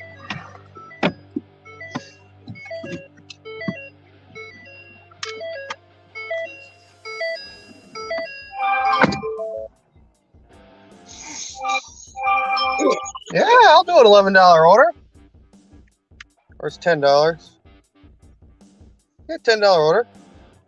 Yeah, storm was coming through. I was like, well, my wife called. I was like, well, I'm fixing to go gas up and go to Atlanta. She's like, there's a storm coming through. I said, exactly. This is when I need to come out and make my money. Don't nobody want to come out during the storm.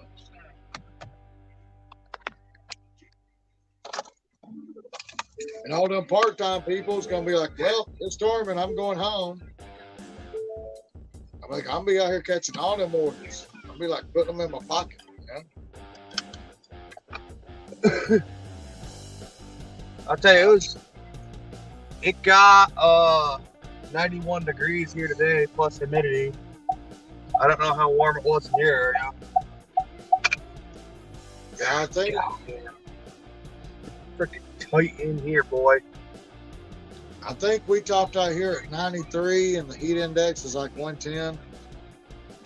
Woo! I mean, it felt like 100 for a while. I mean, my freaking clothes got drenched in sweat sitting in the goddamn truck. I had to burn some precious fuel doing that because it was just too hot to sit with, even with the windows down. And I am a person who does not like wasting that kind of money. Yeah, see, with me, I mean, it was just like fucking dry hot, okay? It was like dry hot when the sun was out. But then when the sun went in and the temperature went down, it got like humid hot. And I'm literally just like standing there talking to you like right now, and I was just pouring sweat. It was so humid. Oh yeah. And then when the I storm, couldn't stand sitting outside. It was freaking miserable. and I then kind when of the felt storm- bad for all the new recruits coming in today. They're out there all freaking checking their gear and shit. It's like, oh man. and I was then when hoping more of them would order. They said they had one kid come up because one of them ordered lunch. So I delivered their Little Caesars. They had to walk out to fucking Route 26, which is like a fucking mile and a half hike. So it basically took them like over an hour and a half to get their food because he kept circling around, not knowing where to fucking go. It's like, ugh. And they kept trying to tell him where to turn, come down. It turns into a dirt road, and like it's concrete below that. It's like a really old fucking road. Like they built the military base when they built it up years and years and years ago, like in the 60s and 70s. Go, you know, all those little fucking seams, plus little fucking bumps in there, and then it turns into a fucking dirt road. And he said he got to the dirt road and he was scared to keep going. And it's like, dude, you're almost there when you're on the dirt road. If you kept following the dirt road, there's a giant fucking sign you can't miss. It says ORTC, and that's the fucking reserves.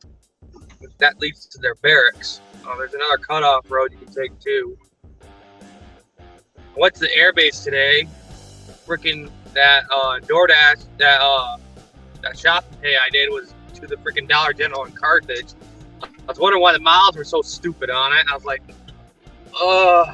my guess is DoorDash defaulted to that Dollar General because they the airbase is closer to Carthage, but the freaking other Dollar General is down the damn road from where I was, and the entrance to the damn either the airbase or the other side of the base.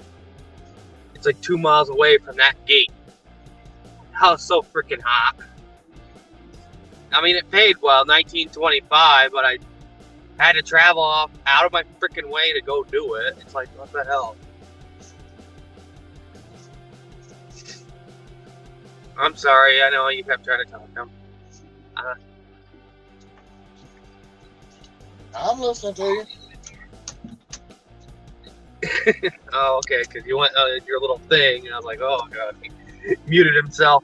I turned off the camera, getting really ready. No, I didn't mute. I just cut the camera off. I had to go take a whiz, so I cut the camera off. Oh, $10. Spend $10. I'll be at 44 for the late night shift. I'm making like min wage right now. The money hasn't been great. I sat for like 20 minutes waiting on an order though. So that's what killed me. Yeah, when I go down to Atlanta, I drop down. But I figure, I'll get down there and make 80 to $100. Yeah, it's 80 to $100 I didn't have. I'm just wondering if I see these $10 plus orders come on the screen, even though I'm already on other orders, I should just grab them anyway and let Grubhub cry. Let them send me emails about being late because I'm giving up money. I had to decline a $27 double last night. I was so upset about it.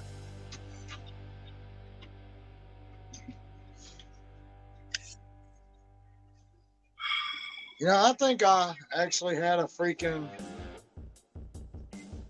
I was in Walmart shopping for something for the my grandbaby's guinea pigs. And I had a Walmart order to come up. It was like 9:15 tonight. I'm hoping there's no goddamn truckers. I was watching my phone. I saw that Walmart order come up. I was more worried about then I was walking the wrong way in Walmart to go to the pet section, and I saw the order come up, and at that time, Pear had just started working, I guess, because I kept cutting it on periodically today, because it said it was working for some people. And it said that it was going to pay 16 something for 4 miles. So when it got down to 1, I clicked it. I just looked real quick and clicked it, and I missed it. I swear, like 2 orders went by, and it came back up again. And it only came in as like 11.25 or something. So I took it. And then when I got done, 11.25 turned in 16.50. I was like, this is the same fucking order I had earlier today. That's fucking weird. Why would they reduce the amount they're showing? Well, no, it came in as 11 something on the other one, but Pear told me it was going to be like 16.25, 16.50. Yeah, even when par was down, it was accurate. Like, it pick up the Walmart orders. They must not change the coding on that. Well, you know what's weird about my freaking Walmart? Only the one does it. And I swear they treat the DoorDash ones like as if you're a normal customer, because they get right on it. Like 10-minute wait max. I've never had a long wait on a DoorDash order, unless they're like slammed. I waited 15 once, and that's because almost every fucking bay was full. They have 30 fucking bays there. So it's like, I'm like, why can't you do this with Spark? You could have 2 or 3 associates who are just dedicated completely to your online orders with Spark. Okay. I got a DoorDash 251. You just answered your own question. Okay. Again, there's a shortage of employees. They may not have 2 or 3 just to dedicate Spark. They might only have 2 or 3 total. That's the problem. Even though where I live, I don't know why, but where I live, my Walmart is paying them $14 an hour to just take the shit out and put it in people's cars. Now, Yeah, you get paid $1 premium just to work that section. Huh? You get paid $1 more where I am just to work that section. Well, they start at 17 an hour where I am. Well, where my grandbabies live, which is like 15 minutes from my house, that Walmart is paying them $16 an hour just to come out and put shit in your car. Those guys have to shop too. Like, they all have to be trained on it. No, they have different people do that. Mine, no, they interchange. They all have to know how to shop, and they all know how to do the delivery side. It's like the people that I see to come out and deliver my shit are not the same people I see shopping. I got one guy. They will not get rid of him. He is absolutely terrible. He is rude. I don't want to say the only reason they won't get rid of him.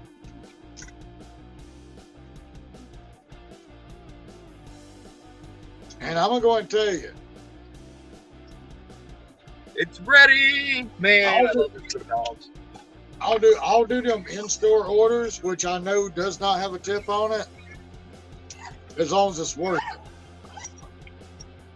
It's like I had 2 in-store orders, 2 different customers the other day. It was like $23 go 4 miles. I know there ain't no tip on it because it's in-store. But if Walmart and DoorDash is going to pay me $23 for fucking 4, 5, 6 miles, I'll do it. So it's really funny that I frequent the Walmart fucking shit so much that I walked into the in-store thing, and nobody was there, and I went to call the number, and I saw one of the guys coming in that I see all the time that always loads my car. I said, excuse me. He turned around, he looked at me, he said, I already got you. I said, no, I'm here for an in-store. He's like, I already got you. I already know who you are. I'm going to get stuff. I'm like, damn, okay. Because they can look up your name. They can look up your name as a driver, either through DoorDash or Spark, or I think Uber Eats too. They can see your name as a driver. Sometimes they have to find my order that way. But he never looked up my name or nothing. All he did was see my face. He's like, I already got you. Yeah, because he saw you, typed in Tommy, or Tom, or whatever you are on the app, and it brings you right up. It brings what you order you have right up. A lot of times, they give me a hard time about it. Oh, we're not supposed to do it. You can't select the stall, blah, blah, blah. Like, some of the people are just so by the fucking book. It's like, stop being by the goddamn book. Stop that. Just look up the goddamn order. But, like, my online in-store pickups, the big batches, they're never at the front. They'll tell you, go over to where the pickup is, call the number, and tell them who you are and why you're here. They tell me that all 3 times I've tried it at both stores 3 times. They tell me just go over there and tell them who you are. That's their job. So I don't know. I don't understand why they have a in-store at any of these stores, because it doesn't make any goddamn sense. Like, I think the only one who has decent success with it is Kim. It's usually decent, but she's had it. You know, she had the one Walmart screw it up a few times, but she has 2 Walmarts she works. I'm not. Everyone's like this huge ass fan of Spark, and I am not raving about it. The only thing I do like is those big multi-batches, because those are no tips. They can tip you after. Oh wait, no, not on Spark. Spark they can't. But it's just guaranteed money. DoorDash, they can tip you after they didn't already tip you. This lady I delivered to the other day, she's like, oh, I told them to cancel that. And it's like, she doesn't understand you just can't call and cancel things when you order them online. This isn't 1990 anymore. You gotta go on your app and cancel it yourself. And she's like, oh, I thought I'd cancel the order if I do that. I'm like, just put another order. Well, then it's going to be even longer. Well, don't order things you don't need. She thought I worked for Walmart. I'm like, I worked for Walmart years ago. I'm an independent contractor. I'm driving for DoorDash right now. Yeah, I had an order the other day. Usually the in-store orders, I don't know what it is, but I guess because Walmart realized that the in-store orders does not have a tip, and they were sitting there forever. So my Walmart has started paying more for the in-store orders to take one item than they do for the outside orders that people paid for the groceries. And it's like the other day I had an order. It was like three stops. It was like 5 items. It was 3 orders. It was $38 going 8 miles. I already know it's an in-store order. I'm not getting no tip off that. It already says they can tip up to 25 days later. Even though they probably don't even know DoorDash is sending it to them. We're going to talk to them, but it's like $38. They ain't going to go back in the app and look. They don't. Yeah. So I was like, okay, $38 for 8 miles. I'm taking all 3 of these no tip orders. I'm going to. I've seen a couple gig tubers get tips after, because it's just people who are more aware of tip culture. And they're like, oh, I didn't realize DoorDash is bringing it, and I know these drivers work for tips, so they will tip after. But it's so rare. And the bad thing about Spark is, I don't know why any app allows this. Like, they allow them to tip, they allow them to pull the tip back. The only reason you should allow them to pull a tip back, you should have to contact support or write a 100 character reason why the tip should be pulled. Like not even very long wait. I don't even care about that part. It's like driver didn't communicate at all. Driver didn't take a picture or tell me where they left it, and they left it here in this crappy, like, they left it down in the pouring rain. They left it in a snowbank. I'm telling you things that have happened to me and my roommate, by the way. Yeah. These people deserve to get their tips taken away for because they suck. But, Instacart and Uber Eats lets them fucking pull the tip back or add a tip to it too. And I think that's screwed up. It's like, you know, you grab a fucking Instacart order or Uber Eats order. I know Instacart does. Yeah, like Uber Eats order $30 going 7 miles. Yeah, you're gonna take that. They got their food, and then turn around. Your $30 tip your $30 order end up being $8. So why the fuck would they do that? You know? So this is the thing with that shit is that Instacart changed it to where they can only reduce the tip to 2 hours after, and they got the tip guarantee. They acknowledge it's a problem, to where they're going to take money out of their own pocket to pay you if someone tip pays you. So it's like, why are you letting them do it then? Why? Just take it away from them. These people can't tip bait no more. Instacart does that, but Uber Eats don't do that yet. So my question is, why didn't they change it to where the only way you can take the tip back, if you contact support, you have to give a 100-character reason why the tip should be taken back? Oh, they left my groceries in the open sun, didn't message me, didn't send a picture. They left it in pouring rain. They left it in a snowbank in the winter. Those are about the only goddamn legit excuses, and I'm so sick of that crap. I've been tip baited once on Instacart. I've been tip baited 3 times already on Spark. Walmart attracts that kind of clientele. I worked there for 8 fucking years. I know these people. They are freaking a-holes. But Instacart says they will guarantee you $10 if they pull back the tip if there's no issues. So here's the thing.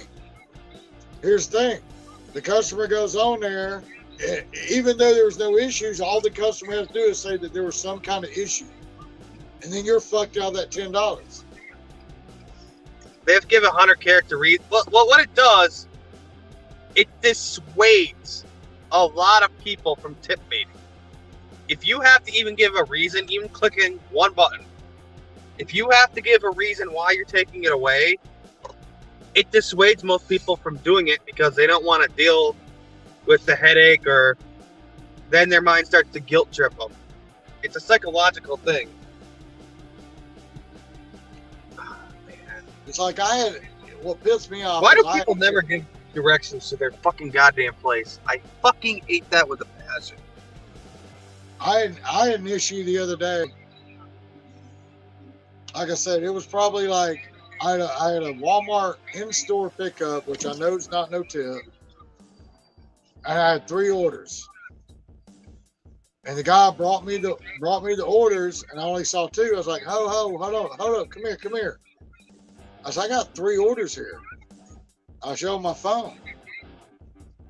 So then he had to put in the order number. He said, oh, that order was canceled. I said, damn. I hate when that happens. I was like, so now I've got to go out there and spend 30 minutes on the phone with DoorDash because this order is canceled. I sat there. I was on the phone for DoorDash for about 10 minutes. And then I remembered how to go and look up the person's address to deliver to. Mm-hmm. Because DoorDash was acting stupid. I told him, I said, this order was canceled. And this guy acted like he didn't know what to do. and he put me on hold. Then he sent me to somebody else, like they didn't know how to do. And then they sent me to a supervisor. By this time, I already remembered how to go look up the address to go to the first person.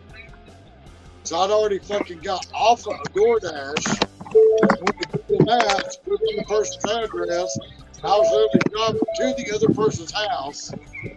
And I was damn near at the other person's house before the supervisor ever figured out, because I'd had like 3 different people spend like 25 minutes on the phone that I could have wasted of my time. I'm like, no, fuck this. I went and figured out went and found the person's address. I put in my Google's Maps, and while I was talking to the people on DoorDash, I was already gone to go deliver this other fucking order. I wasn't fucking waiting on it. I'm not gonna sit there at Walmart for 30 minutes while y'all figure out who the fuck's gonna cancel this order that's canceled. Well, I got these 2 other orders to deliver. You know, and then you gotta I gotta go through 3 people and the supervisor just to fucking get this order canceled. Then I gotta wait 5 minutes for them to call the store. I'm like, the shit is in white packages. I don't know what it is. Do you really think I'm fucking lying to you and saying it was canceled?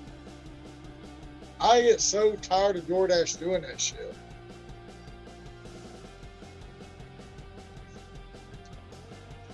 I understand their protocol, you know, where if you call and say the order was canceled, they need to call the store and do all this, but why does it take them so long?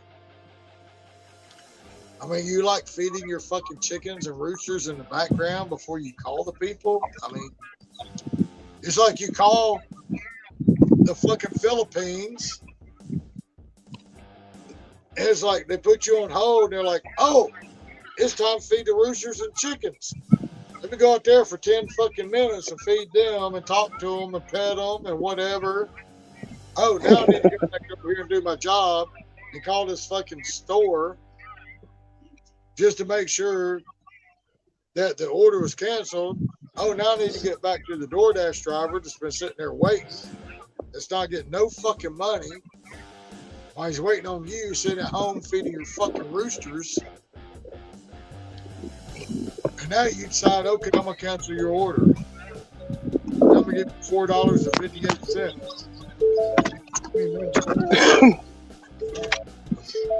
Well, worst case, I gotta freaking rip off your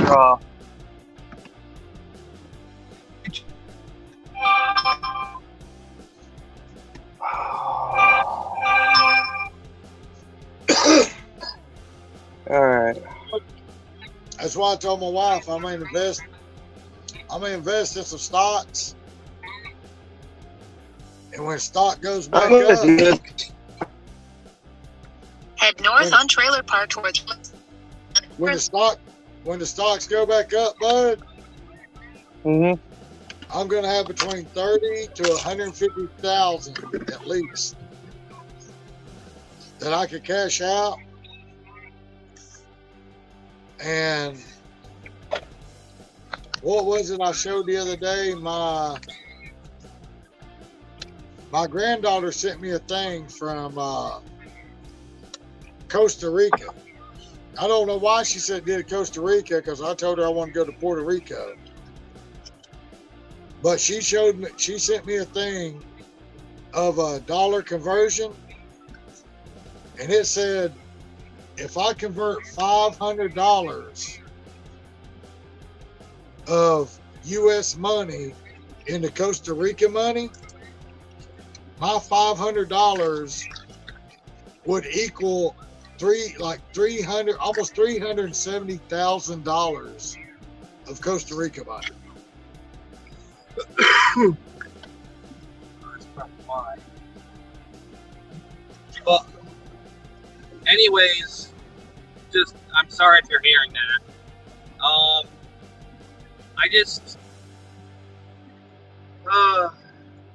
I hate when they can't figure that out.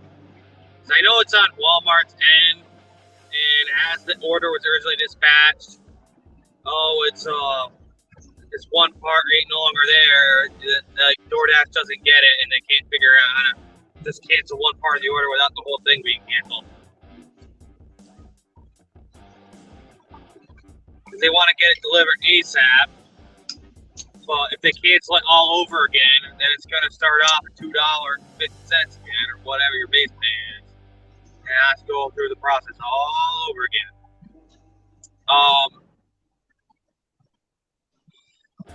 That's the freaking thing, is the DoorDash is there fast.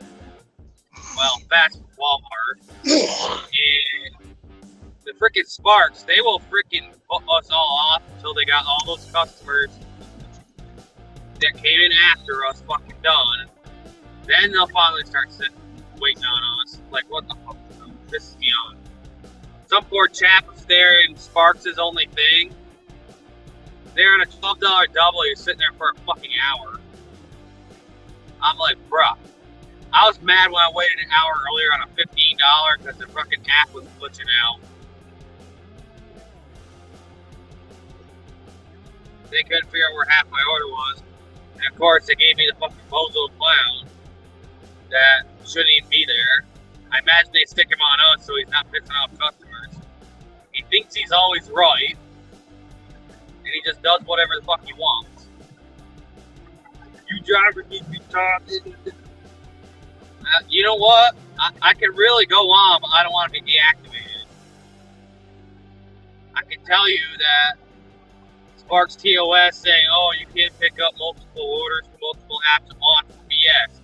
Well, why should they even care about that? The only thin argument they have is like cold chain. Like you got groceries. Like, oh, well, you're delaying the order, causing it to rise in temp more. Well, now that order is sitting there, and when I came back for that DoorDash, I went and did the two Spark first. The Spark had the furthest away address, and the DoorDash was right in the middle. And I still would have been perfectly fine. I was right on all the time. That's the reason I pair, that's how we pair orders up, They don't understand how us drivers work. Like, most of us are a lot more advanced at taking one order at a time. I had this freaking girl take 4 orders earlier, and I had to explain to her how to manipulate the DoorDash system. But she's on iPhone, so she can't force stop the app. And I'm like, well, whoever's on the DoorDash is going to see where you are. I'm like, just kind of BS them if they ask, saying, oh, I'm sorry, the app's glitching, don't worry about it. Which I pulled that out my ass before. Because sometimes it legit does. You'll just say I'm like, way the fucking Watertown. Then it'll say I'm on the north side of the base. Then it'll say I'm right near them. Then it'll say I'm back at the restaurant again. And it's like, what the fucking hell? Because I had this one camera flipping out. But it said you were close to me. Yeah, it's glitching out. I'm at the restaurant waiting. She's like, why is it so busy? I'm like, because it's a Friday and it's military payday. The drive-thru is wrapped and there's about 20 of us standing here. Every freaking dasher and gig worker is standing here waiting on their orders. And I'm about halfway in that line. Yeah, I had somebody start texting me one time on DoorDash about 3-4 weeks ago. They're like, of course it said leave at the door, but apparently they were watching everything and wanted me to hand it to them. Oh, I hate that, dude. There's Karens who watch that app religiously like a hawk, and if you didn't get offered as a stack, it won't tell the customer that we're on multiple orders. Grubhub just doesn't tell them at all because they're just old and archaic. But like, DoorDash used to tell them all the time, but then they like took that part of the code out. Maybe because it was causing more glitches. I don't fucking know. When we get a stack that we're on another order, but if you hit the question mark, they will tell you they may be on another order. So I don't freaking know. They're freaking idiots. I just had, like, wintertime was the worst because the residentials are right to the right as you get in base, but some of them are actually pretty far down in. But, like, aerial mile wise, it's right there. It's half a mile down. Aerial mile wise, it might be 2 miles down in, and then the barracks are 2 miles up. And the guy at the barracks been sitting there waiting 40 fucking minutes for his food, and the Karen was the add-on. She's like, "Are you lost?" It's like they'll call you. "Are you lost? It says you're by the barracks. Why are you by the barracks?" Because I had an order to the barracks first. This gentleman's been waiting over 40 minutes for his food. I'm going to deliver to him first because he's been waiting off a long time. And then I'm coming to you. Then when I get to her, it reverts to the original delivery time and not the time I had to wait. Or, and you put in your reasons to push the time back. So how you know a Karen contacts support when you put in the reasons you wait and you get the late violation for delivery anyway? It's because they contacted support. What's taking so long? Why is it late? And DoorDash reverts it to the original time, so it places the blame on the driver instead of them. I freaking hate when that happens. I had 3 contract violations one time, but I did 2 more orders and that third one fell off. I was super fucking lucky, because that's like risky deactivation. I was so fucking mad when I got that. So I had 2 fucking Karens in one freaking day. Yeah, it's like they called me and they were like, "I'm outside waiting on you. Where are you at?" Because it said you were about to arrive. I was like, did they not tell you I was on 2 deliveries? They were like, "No." I was like, "Well, I just dropped this delivery off at this person's house. I don't know why I was saying I was about to be at your house." Because they were like 2 or 3 miles away from my first drop off. So how in the hell are you going to tell this person that's 2 or 3 miles away that I'm close to their house? App glitching. I was like, "Look, I just dropped this order off because it's my first one. Now I'm headed to your house." I said, "I'm like 6 minutes from your house." And like, "Oh, okay, well, I'll stand outside." I've seen it as a customer. Said, "Yeah, my dasher is approaching," and I know they were nowhere near me. And then I went back out, went back in, then it put them back on where they were. Because they were way up here on Coffee Street, nowhere near my house. It's like, oh my god. That's when I was sick. I stayed in for 8 days straight because I just felt like crap. Wasn't the Rona. I think I had the flu. You can still get the flu, Yeah, that's the whole thing is nowadays, if you catch a cold or the flu, everybody automatically thinks you got the fucking Rona. It's just automatic. "Oh, no, you got the Rona." It's like today I sneezed. I don't know where I was. I was at some restaurant and it's like, I don't know, something got in my nose or whatever it was. You sneezed. And I walked there by myself. I fucking put my nose into my fucking down here and I sneezed. Everybody fucking scattered. Everybody just fucking scattered. I was like, Well, it was a fucking it used to be they'd stand right next to you while you're doing it, so I guess that's a good thing, but everyone's scared that it's the rope. I kind of thought about that. And I thought about, well, maybe I need to use this to my advantage. So if I walk into a restaurant, I see 5 or 6 people waiting on orders. Maybe I just need to go over here and go to my fucking shoulder and go, "Achoo!" And they'll all scatter. And I can just walk up there and get my food and go. You know what I'm saying? Because they'll all get the fuck on. They'll get away from me. Even if I don't have sneeze, I'll just fake it. I'll just walk over and go, Yeah, be careful doing that, because it only takes one person to report you that they think you're sick and that you're working and you can get your butt deactivated. So I wouldn't do that on purpose. Okay, but I walked away from everybody and I sneezed in my shit. You know what I'm saying? Mm-hmm. $2.50 tip. I normally wouldn't do this. But everybody fucking scattered like a fucking bunch of fucking roaches or whatever. They just fucking like, dude, I just sneezed. It's no big deal. Get the fuck over 2020. I mean, I'm just to the point where, you know, even in 2020, I was like, if you're going to get it, you're going to get it. I mean, that's just the way it is.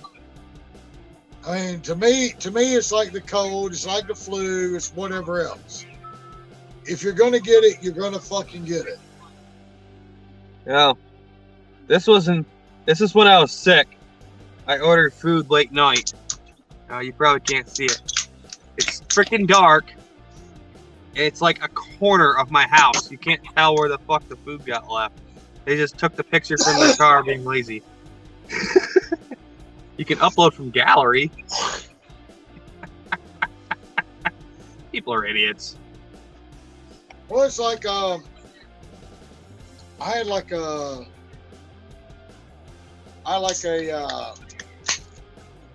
Uber Eats sent me a fucking thing for like a $25 or $30 discount. So I said, fuck it. So I called my wife. I was like, you want to get wings tonight? We got like a $30 discount. And she's like, yeah. So I ordered Taco Mac. And the food, I think it was a $25 discount. The food was like $28 with taxes. Basically, the food was free. I just paid for the taxes. And when it all said and done,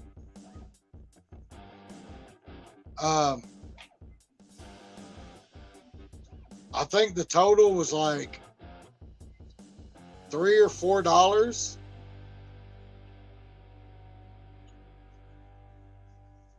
And then I put like a $7 tip on there. I mean, she was only going like 2.5 miles to my house. So I put a $7 tip on, and Uber Eats probably put $3 on. So they were getting $10 to go 2.5 miles. Yeah. So anybody's gonna jump on that. So I think it cost me like $12 that night to order 30 wings from Uber Eats. But the thing about it was I was in constant contact with that girl. As soon as she picked up my food, I saw that she was dropping off another order. And I saw that she was bringing my order. I was in constant contact with her. I even told her, I said, if you have any issues, please text me or call me. And I told her, I gave her specific directions, exactly how to get to my house, what my house looked like. I got like a 30 fucking foot porch. There's nobody else in this community that has my porch. I've got like a 30 fucking foot porch. I mean, I can show you. A landmark. Yeah, I see it. Jesus. You know, I've got like a 30 fucking foot porch. It's not that hard to see. And I'm right on the main road. And I told my wife, I said hand to me because my wife was here. I wanted her to go ahead and eat, and I was going to eat later. But I put hand to me, and you know, I told my wife, I said, she's right there at the house. Go ahead and go outside and wait on her. I told her she's like in a red Ultima or whatever it says. You know what I'm saying? And my wife walks out and says, yep. I'll see her. She goes right past the house. I gave you you missed the port. You missed the freaking only house with a big ass porch that they specifically told you about. You gave. Yeah. Oh, I hate people. You missed the only fucking 30-foot porch on the main road. Even told her the cars that were in the driveway. And the only 30-foot porch in the whole fucking place. The whole fucking place is the only 30-foot porch here. And Yeah, my roommate had that happen. They freaking... We have instructions of what vehicles are around. Like usually my truck sitting there, or my car, or one of the neighbors. Like we'll use a description. And they'll still drive right by it. And like, my neighbor's landlord's son has a flatbed truck. You can't fucking miss it. And they still fucking miss it. It's either that or they do find it, but it's on a hand to me. If you knock on the door, our dog will bark. It'll get his attention. He's half deaf, but you'll hear the dog. And he's a very generous tipper too. Is the worst fucking part. And these fucking people still can't fucking find the goddamn place. I mean, I literally had to text the girl and said, "Okay, will you please turn around? My wife is gonna be standing outside at the road, and when you pull up with your little red car, she's gonna wave at you." I'm like, it's not that hard to figure out. I'm the only fucking place that has a 30-foot porch. I can literally play cornhole on my fucking porch.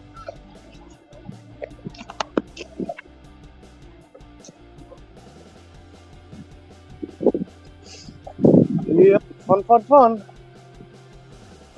I'm here. It's like I said earlier, I keep seeing all these new drivers. Now here's the kind of shit that pisses me off. This probably piss you off too, bro. What? I pulled up about 3-4 weeks ago. I pulled up to a Papa John's, right? I pull up, I ain't went in yet. I watch this guy walk in. He shows his phone to him. He ain't got no hot bag or nothing. He grabs the pizza. He walks outside. He gets in his car. Literally, I watch him hand it to his girlfriend or whatever, wife, whatever, in the passenger seat. And you know what she does? She grabs the pizza from him and just tosses it in the back seat. Oh my god. I'd be mad because that pizza's gonna be fucked up. I had someone try to claim that crap on me, and fucking A, they called the freaking pizza joint. They called me. I'm like, listen. I'm like, I had it straight the whole time, and her boys ran out because they're hungry kids. There's 3 freaking kids there, probably from 10 to 12. I mean, around that age. And I'm like, nothing happened to it while I had it. I didn't brake check. I didn't have to do any of that bullshit. They still fucking fucked it up. And they tried to blame it on me. And they're like, well, what would you do? And da-da-da. And as soon as I got off the phone with the restaurant, I'm like, listen, don't refund them. It's like, you want to give them a $5 coupon when they order directly from you, you do as you please. But I handed it to them. Nothing happened to it.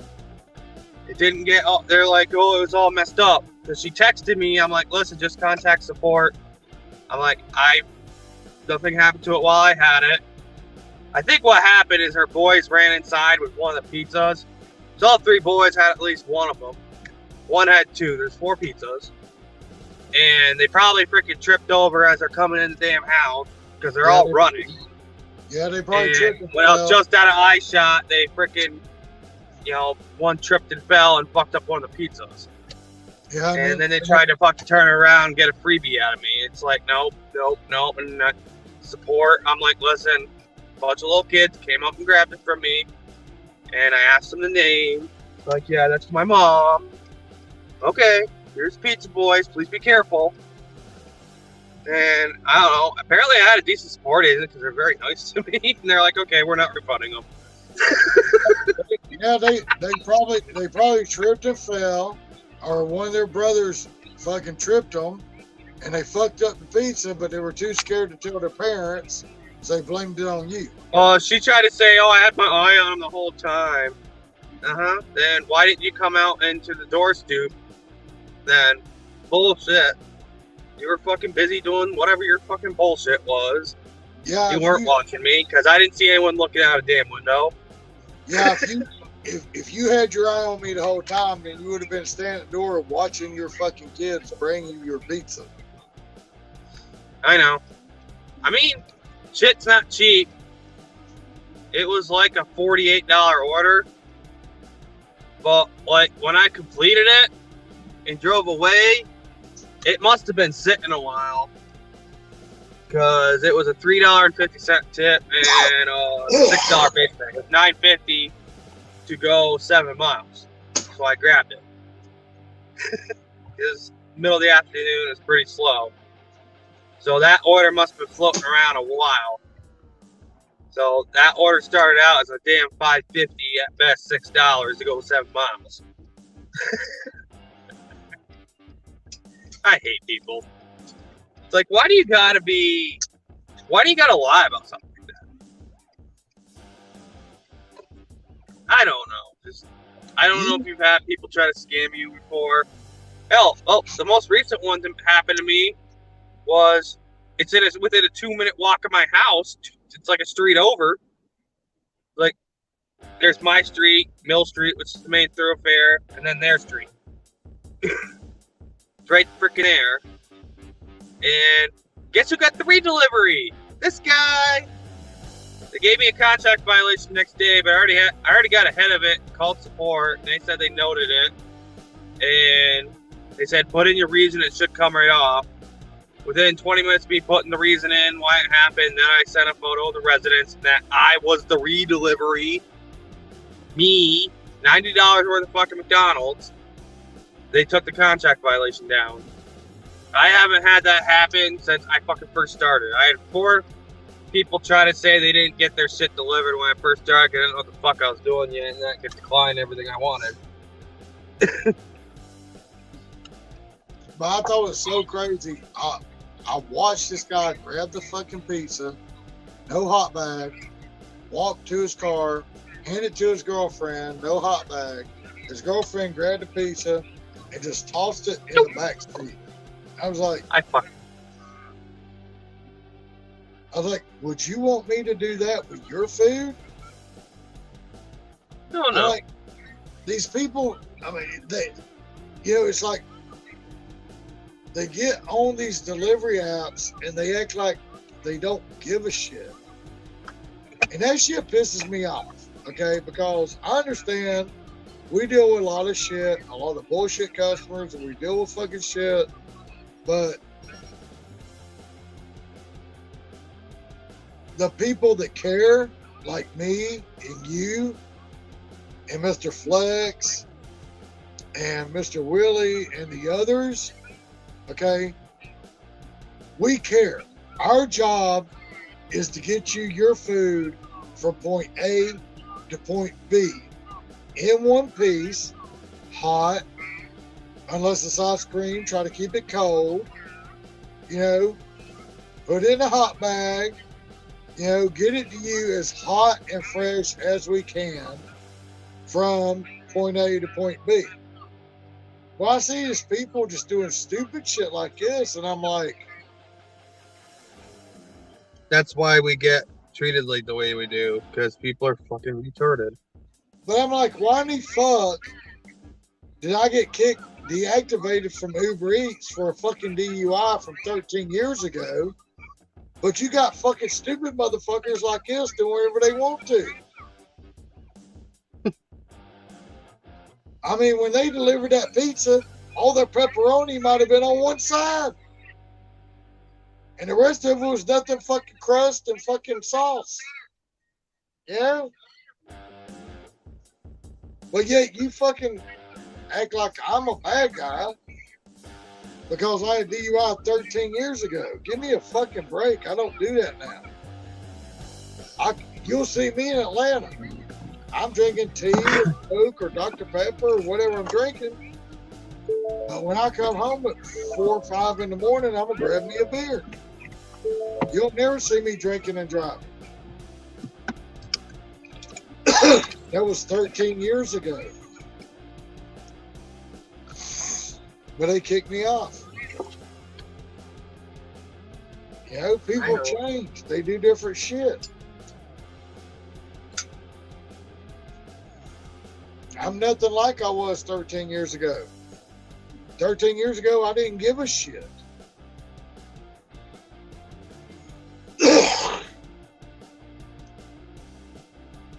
But when I fucking spent 8.5 months in jail, when I got out, I said, I am never going to drink and drive again. I will drink and I will drive, but I'm going to drink at home and I'm going to drive when I'm not drinking. That's why if you look at any of my videos, my 40 plus videos, whatever, if I'm out in Atlanta or I'm out here, whatever, I don't drink. But if I'm sitting at home, chilling with y'all, I'm gonna have me a beer. I'm not getting in the car, but I'm gonna have me a beer. And to me, there's nothing wrong with that. I mean, as long as I'm not out there drinking and delivering, I don't think I have a problem. But what killed me was that Uber Eats accepted me to deliver food with that DUI on there. I know. They don't care.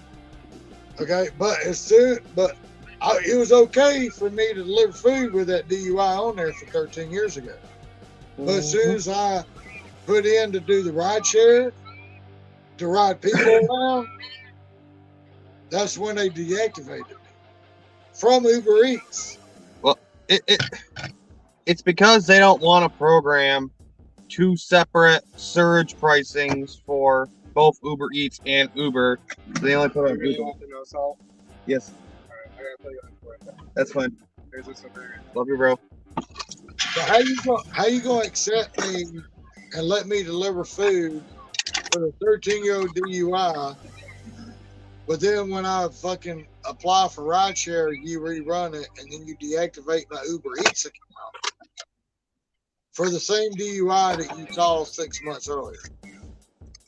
Yeah, I probably shouldn't even try to apply for Uber. Like, they can't even tell me. Like, checker comes back, it'll be blue or green. Blue just means okay, green means good. And my driving record said blue, which is just clear. And they didn't tell me, they can't, like, no one from support can tell me. All they say is, oh, try it with another email. Oh, delete both your accounts and try again. And oh my God, I tried 3 times and it denied me all 3 times. I deleted the 3rd account. Now I'm just gonna wait a good 6 months or so, or maybe when I go to St. Louis, because that had been 6 months by July, because the last time I tried was January. I'm gonna go down into their little green light center and just say, hey, I want to drive for Uber Eats. Here's what I got. Put me on. Because if I simply had access to Uber Eats, the 3rd food delivery app in my area, I'm not saying it's gonna solve all my problems, but it's gonna fill in a lot of that gap I got. If I had it a few months ago, like I'd be doing 6 orders at a time, you know. I'd be going crazy. I'd be like those other guys that I'm just trying to get them all lined down one street, and even if they pay $5, I don't care. It's down that one street because I'm being so fast and efficient with 6 orders. If I'm doing 6 $5 orders, that's still $30 an hour, you know. Yeah, well, see, it's like like I said, I had like 12, in 6 months, I had 1,260 deliveries with Uber Eats, which at that time I was doing DoorDash, Uber Eats at the same time. But when we were doing DoorDash and Uber Eats, I had 1,260 deliveries in 6 months. I had a 98% satisfaction rate on Uber Eats. Okay. And as soon as I went for Uber driver, rideshare, which I wasn't gonna put nobody in my car, I just want to try to get some of the surges and all the extra shit that I saw my son-in-law get, because he was approved for both of them. And this other guy taught me, you know, and all these people were getting all this extra shit if they were approved for both, and they didn't have to drive nobody around. It's like this one guy said he showed me on his phone that if he did 200 deliveries on Uber Eats in 3 weeks, he was going to get guaranteed $2,500. And I was like, what are you talking about? And he showed me on his phone that he'd already made like 68 deliveries, and he was already guaranteed like $680 or some shit. He was in the green, $680 of your $2,500. So if he just quit delivering right now, he's guaranteed $680 on top of what he was getting. So I wanted some of that, you know what I'm saying? I mean, that's free money. So I applied for the Uber driver. Well, apparently they reran my shit through Checker. They found my fucking DUI from 13 years ago. And they not only denied me from that, but they fucking deactivated my Uber Eats account. How the fuck? I got 1,260 deliveries, 98% satisfaction rate. I'm doing shit right. Okay, my customers are happy with what I'm doing. How the fuck you gonna deactivate my Uber Eats account that I've had for 6 fucking months for something 13 years ago that you had already approved? I don't understand that.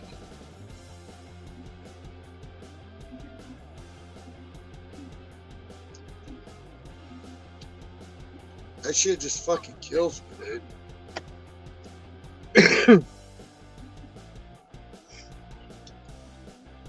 I'm reading this post here. Attention all employees, you're only allowed to clock in up to 5 minutes early. Closers, you know that our store closes at 11. If you clock out before 11, I'll not be approving payroll, which you can't do. And send it to home office. You can explain why you didn't follow store expectations. There's usually 3 or 4 closers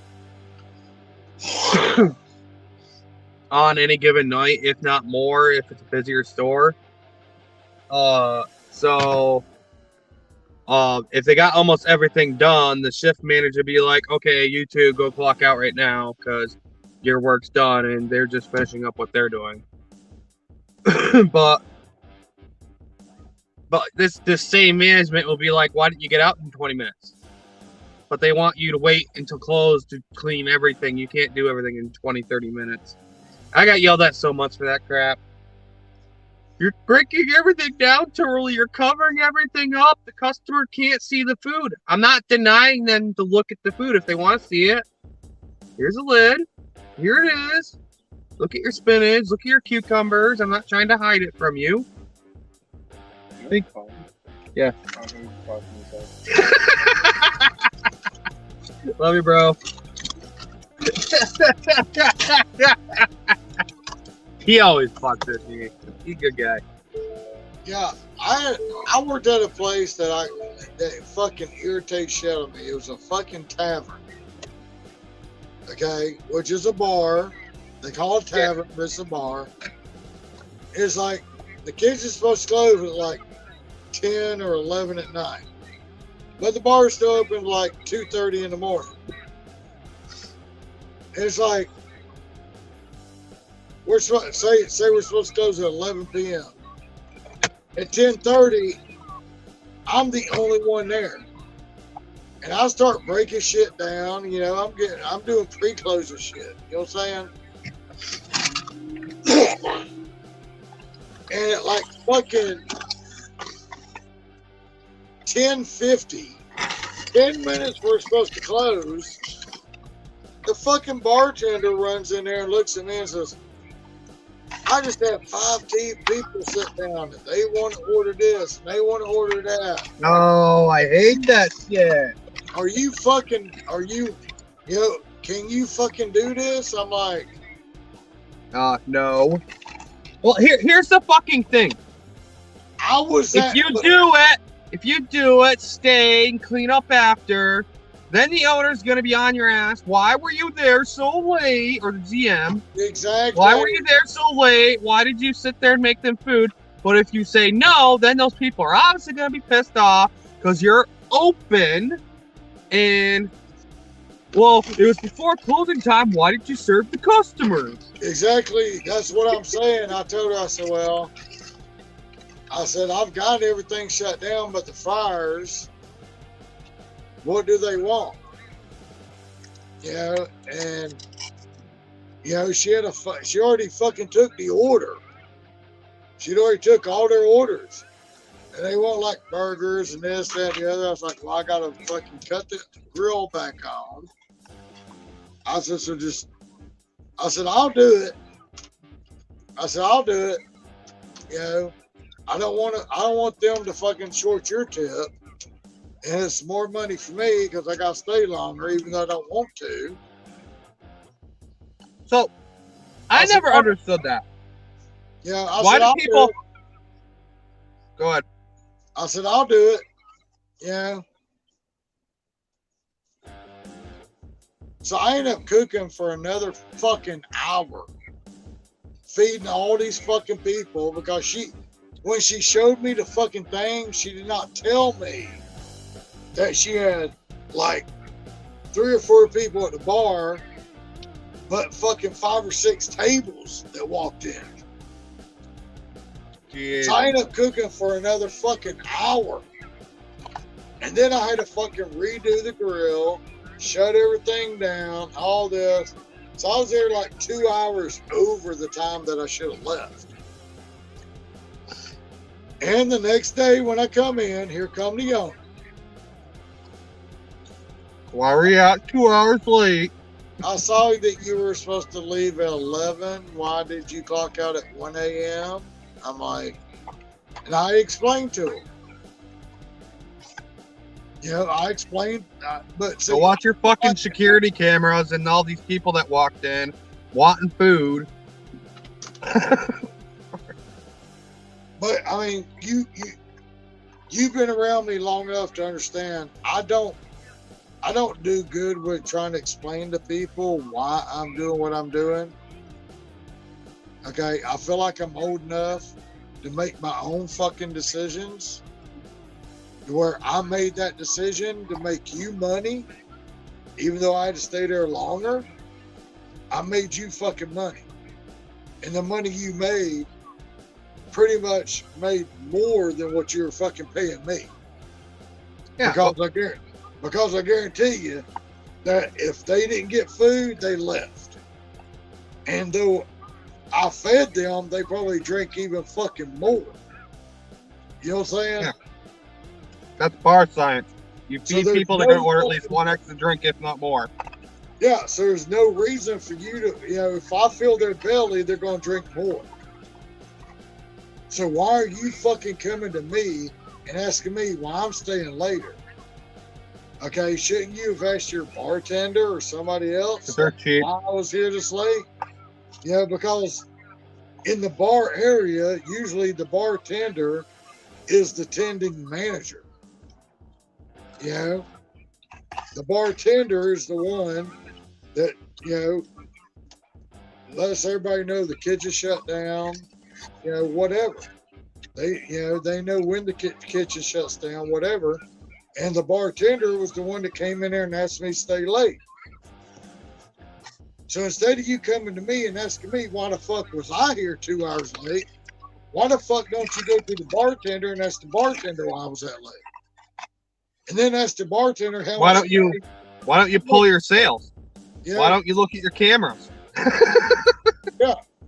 Because you better bet that one of those 6 tables, one of them had someone who's more Karen-ish, and if they didn't get fed, they would have called and they would have bitched and complained, saying, "Well, we came into your bar and your kitchen's up till 11, but they refused to serve us, and me and 5 other tables walked out because they wouldn't serve us. Then it would have been your ass on grass. You know, you and the bartender. Yeah, why the fuck don't you ask your bartender why I stayed late? Why don't you ask your bartender how much money she made?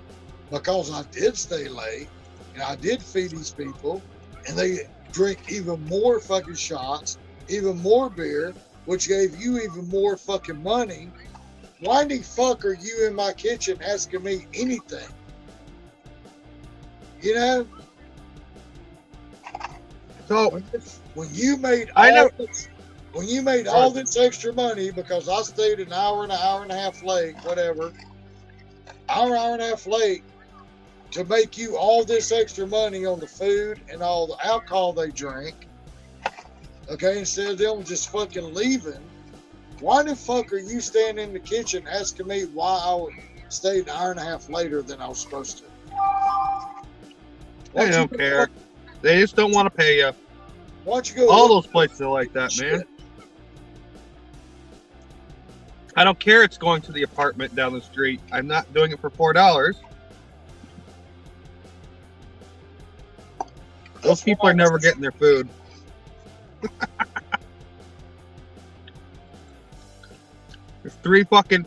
There's 9 fucking minutes before it's done though. And you can't put in an order. You can't put in an order after 2:59.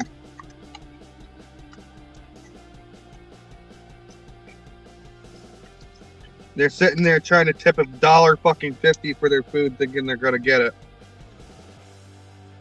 That's the fucking problem, because I know there's fucking drivers around here who do that shit. I'll fucking deliver for no tip or $1. Gas prices are $5, but I'll fucking deliver for nothing. Like that girl you were talking about earlier. Dude, I'm telling you, literally, okay, I was working for this tavern, this bar, and I wasn't making what I need to make. They wouldn't give me the hours they tell me would. Mm-hmm. So I went and got me another job. And I told the guy, I'd already told the owner that I was looking for another job. Okay, but I'm one of them people that I don't want to leave you hanging. I'm not that kind of guy. So that's just the thing, though. People take advantage of you for that, and then still give you the shit out of the stick.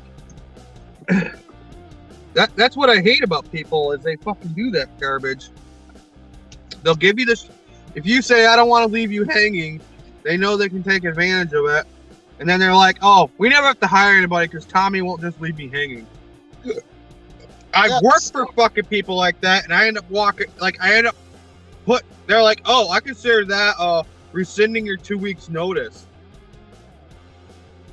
I'm like, I never said I rescinded my 2 weeks notice. I said I'd help you an extra night.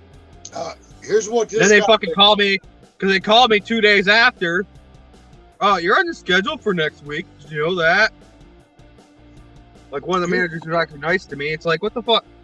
Told you fuckers I didn't want to even work this long anymore. Because you fuckers had me on the schedule for 30 fucking hours. I was working 50 hours at Walmart, so I was working 80 hours. Driving fucking an hour each fucking way. I didn't want to do that shit no more. I don't want to work 80 hours a week and drive fucking 2 hours a day. Well, see, here's what this guy did. Okay. I told him I had another job Monday through Friday. I said, I don't want to leave you hanging.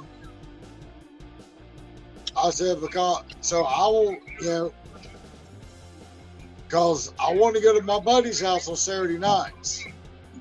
So I told him, I said, look, I said, when I get off of my job on Fridays, if you need me on Friday night, I'll work Friday night and close, which means I'm going to be working both jobs on Friday. I said, I need to work day shift on Saturday, and I'll work anytime you need me on Sunday. Okay, I was trying to be as flexible as I could. You know, but I got my own fucking life, number one, you know. But now you're a part-time thing because I got a full-time job. So I'm like, okay, I'll work 2 jobs on Friday. I'll work Saturday morning. So I'll literally close on Friday night. I'll come back Saturday morning. There's Saturday night off. And I'll work anytime Sunday that you want me. And I'll do this until you get people in here. I didn't say I'll do it 2 or 3 weeks. I said, I will do this until you get people in here, to help you out. And they start scheduling me every fucking Saturday night till close. I'm like, no, I'm not doing that. So as soon as I saw the schedule, I said, look, I'm not doing this. This was not the agreement that I made. I said, if you want me to help you until people get here, you need to fix schedule.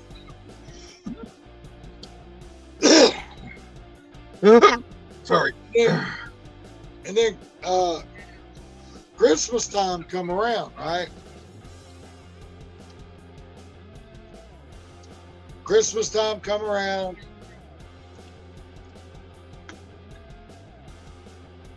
They had a little Christmas party. We're all sitting there drinking, doing whatever. And,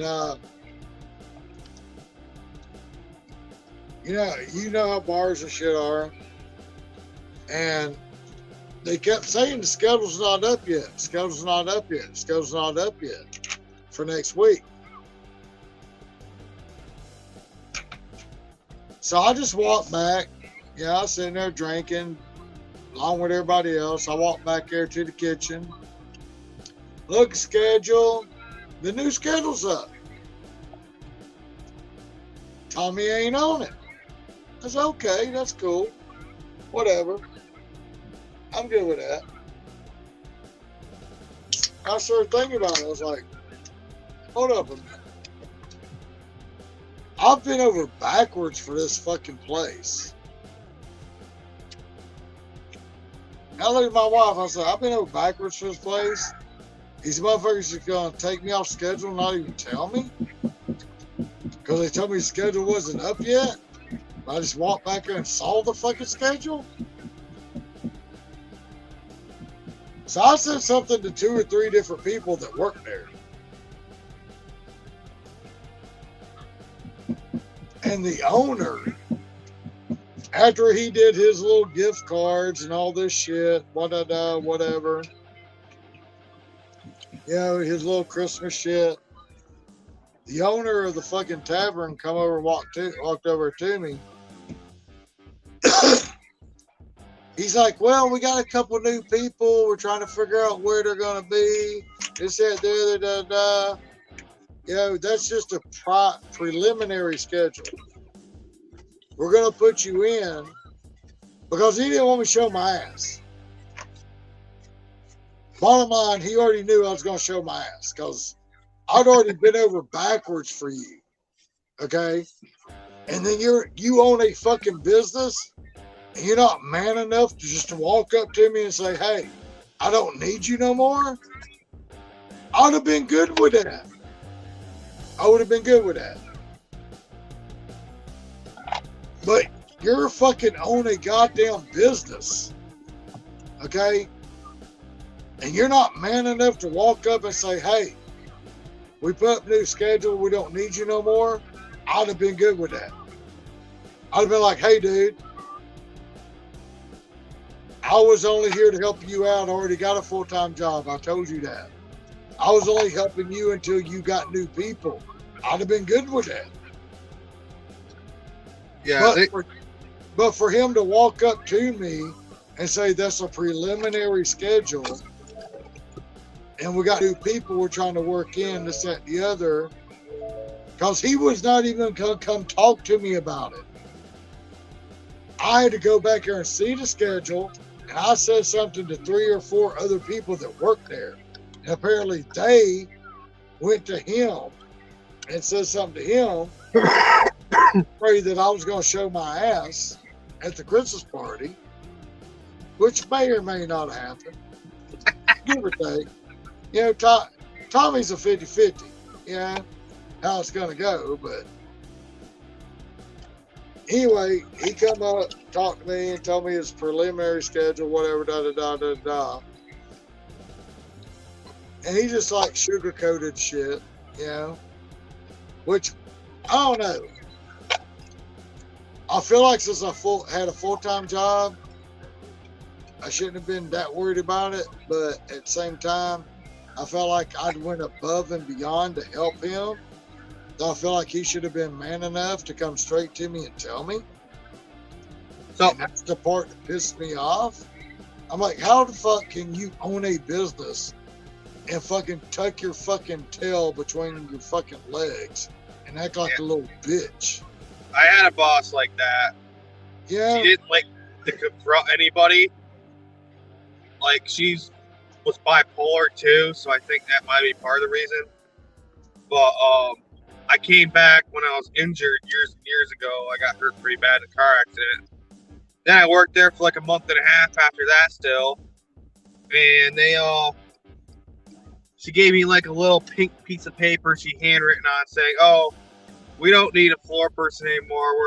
We're eliminating that position. So this is your last paycheck. Don't come in Monday. Just work the rest of your week." And like I only one more paycheck after that, obviously. It's like you couldn't even tell me. You couldn't even call me. Couldn't even tell me in person. Nothing really. Like, come on, what kind of cowardice is that? Well, here's the thing, is that he just kind of fucking tried to. He knew. Okay, I'd already talked to 3 or 4 different people. And like I said, I was kind of pissed off because I already had a full-time job. And I'd already been over backwards for this motherfucker. You know, working anytime that he wanted me to work. Even when I said I could not work Saturday night, they still scheduled for Saturday night. I still showed up and worked it. You know what I'm saying? Don't they always? Working. I still fucking showed up and worked them Saturday nights. You know, my buddy's like, "Where you at?" I'm like, "I'm at work, dude. I'm not scheduled. I'm not supposed to work Saturday nights, but they still got me here." Don't most places like that do that? They're disorganized shit, Joe. They'll fucking always schedule you when you say you can't work, or I'm working my other job. And I've had lots of places like that, and then they get all steamed at you, like it's your fault. They couldn't, you know. I gave my one boss access to my scheduling for Walmart. I even asked him. I said, She "Look, couldn't I still already figure it out. told It's like, you." you read last week's schedule. You know that, right? He's like, "What the fuck do you mean? Now I gotta rework it." It's like literally, I could point to her. I'm like, "Listen, you only gotta switch this shift to this shift. You just came out with a schedule while I was working. No one else has seen this schedule yet." But I even told the owner, I said, "Look, I already told you I cannot work Saturday nights, and you keep scheduling for Saturday nights." Yeah. I said, "I keep coming in, working the schedule because I feel like that's what I need to do. If I'm scheduled, I need to be here. Even though I told you I can't work it, you keep scheduling me for it." And at Christmas, know they can use you. At Christmas time, when I looked at the schedule and didn't see me, I said something to 3 or 4 people, and he come back, the owner come back to me. He's like, "Yeah, that's a preliminary schedule. We're still working on it because the holidays is set the other." I was like, "Okay, whatever." I pretty much knew they were getting rid of me, which I didn't care about, okay? Because I'd already told him I was only there until you get more people. I already have a full-time job. I didn't care about that. Okay? It was all about how he went about it. You know, he could have told me right there at Christmas time, "Hey, we got new people. You're not coming back. Da-da-da, I'd be like, "All right, cool. I'm good with that. That's fine." But don't be a bitch and take your tail between your legs and fucking try to sugarcoat shit you know, because we're at a Christmas party and we're all intoxicated, whatever. Okay, I'm gonna show my ass more for you lying to me than for you telling me the truth.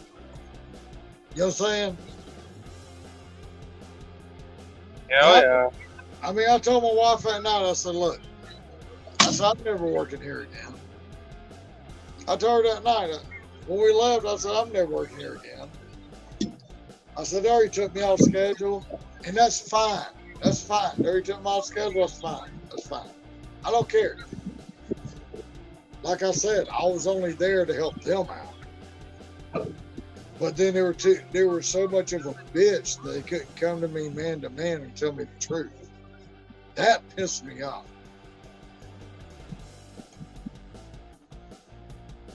And then 2 weeks later, I got a call from the bar manager. Say, hey Tommy, this so and so. I was like, hey, how you doing? We were walking, me and my wife were walking at McDonald's, getting ready to eat breakfast. And I'm like, hey, how you doing? She's like, I'm fine. She's like, well, I just wanted to call you and let you know that we're just going to go ahead and terminate your employment. I'm like, oh, okay. I was like, well, considering at Christmas time I didn't have a schedule, and I ain't talked to you in 2 weeks, I pretty much figured you'd done that. I already figured I didn't work there. But B, I already told y'all I was doing this to y'all a favor. And I told her, I said, I thought that y'all could be man enough to let me know at Christmas time that y'all wasn't gonna fucking work me no more. I mean, because I was man enough to let y'all know that I had another job. And I was still busting my ass to help y'all. And even coming in when I told y'all I could not work, I was still coming in. I was still doing my job. I was still closing on the nights I told you I could not close. I said, so I'm so glad that y'all took full advantage of me, and now you're not going to work me no more. I appreciate that. I'll put that in my notes. I will never work for you again.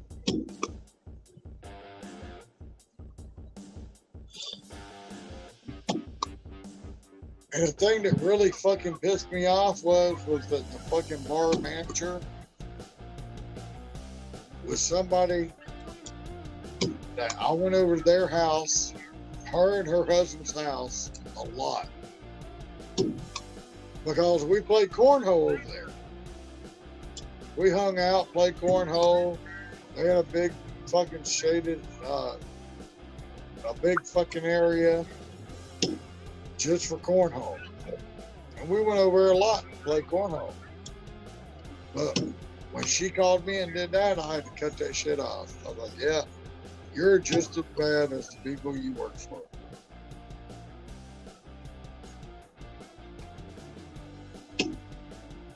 So I had to cut that shit off too. People don't understand, okay? I have a very small circle. Very small circle. Y'all see me on Saturday nights doing bonfire night or whatever that I did that one night. That's the only guy I go and see. Okay, he's like my best buddy. We had a falling out for a while, but he is I mean, when me and him had a falling out, I did nothing but go to work, go home, go to work, go home. I don't deal with people. I don't like people. I don't have best friends. I don't have lifelong buddies. Yeah. My circle's tiny too, brother. I pretty much stay at my fucking house or I go to work. I go to work, go home. Go to work, go home. Go to work, go home. That's all I do. You know? My dogs are my best friends. Okay? It's like I tried to tell people today.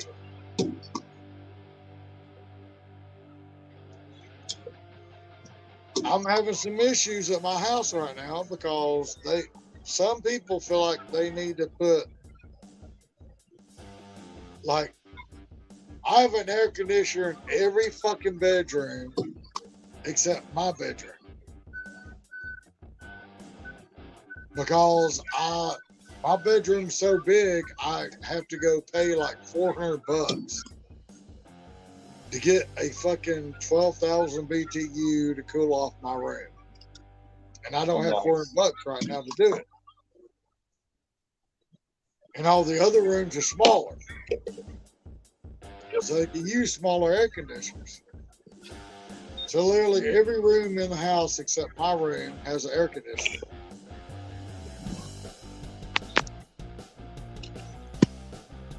Oh, I guess we just spent $180 on gas today. So I'm laying there sweating my dick in the dirt while I'm fucking laying there with a fan blowing. And I'm going to work every day, got no air conditioner in my fucking bedroom where I got to sleep. And then I come home and find out that my dog that lives here, y'all want to trap my dog up in my fucking room in the heat box while y'all let y'all's dogs that don't live here run around free. Oh no, that did not go off well.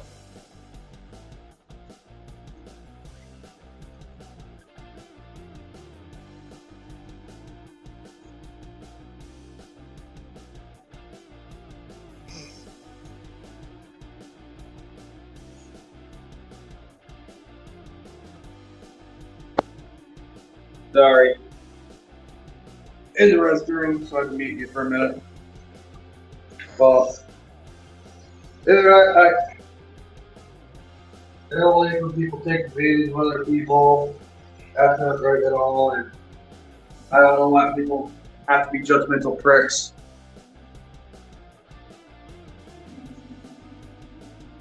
Yeah, well, it's like, I don't know. None of anyone else's business what you do with your money. If you want to buy an air conditioner with it, that's your fucking business. You live in freaking Georgia. I wouldn't live without one down there. You're crazy. Well, it's like, yeah, it's like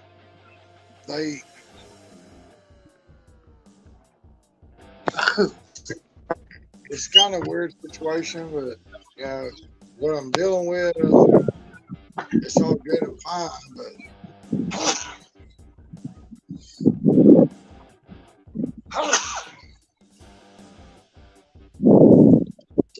fucking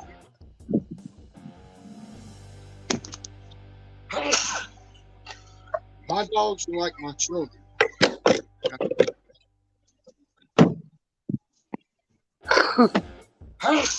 Don't put them in a hot box. What? Don't put them in a hot box while your fucking children are running around the air conditioner. Yeah. If you don't bring your children in the air conditioner, that's fine. Your dogs, okay? But my dog should be able to be in the condition too.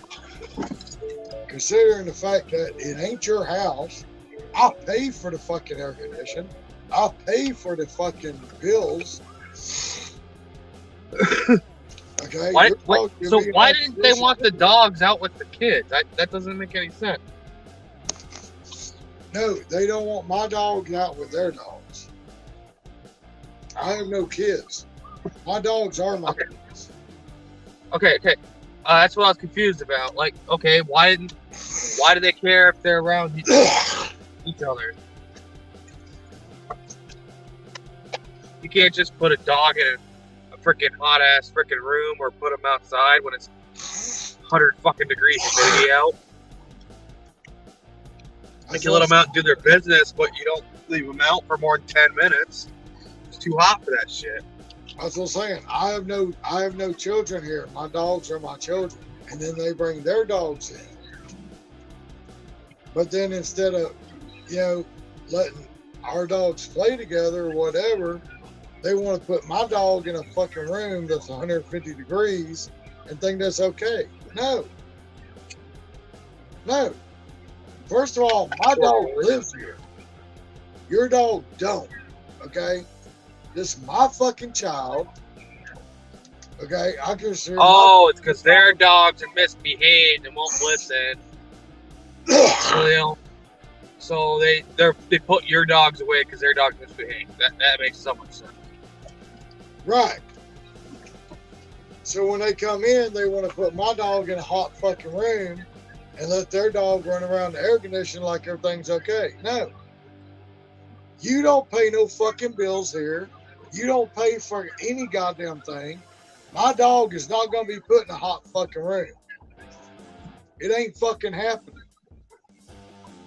So I just stop working and come home and literally tell him to get the fuck out, take your fucking dogs, because I'm letting my dog out, and whatever happens, happens. So, just the way it is. So you were being nice to somebody, and they decided to lock your dogs in a room that didn't have AC. What the fucking hell? Exactly. So I had to come home from work, and I didn't. Somebody just texted me and told me that, right? Somebody just texted me and told me that. So I come walking. I just walking in the house. I look around. I was like, "Where's my dog?" Oh, she's in there. Okay. Why in the fuck is my dog in the only room that does not have air conditioning? I'd have been hot. But yet your dogs are running around in my living room with air conditioning. I would have been pissed off. No, I just asked him. He's like, well, they don't get along. I was like, okay, well, I pay for this place. I pay for my dog that lives here to be here. So my dog needs to be in air conditioning. My dog needs to be in air conditioning. And if your dog does not get along with my dog, that's your fucking problem. You need to get the fuck on. Sounds like their dog's aggressive. They don't make a mind.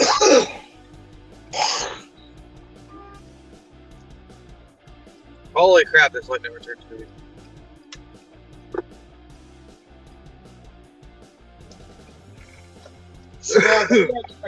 So now they act like I'm the asshole because I have to come home at my house and kick people out of my fucking house because they will put my dog in a hot box that fucking lives here.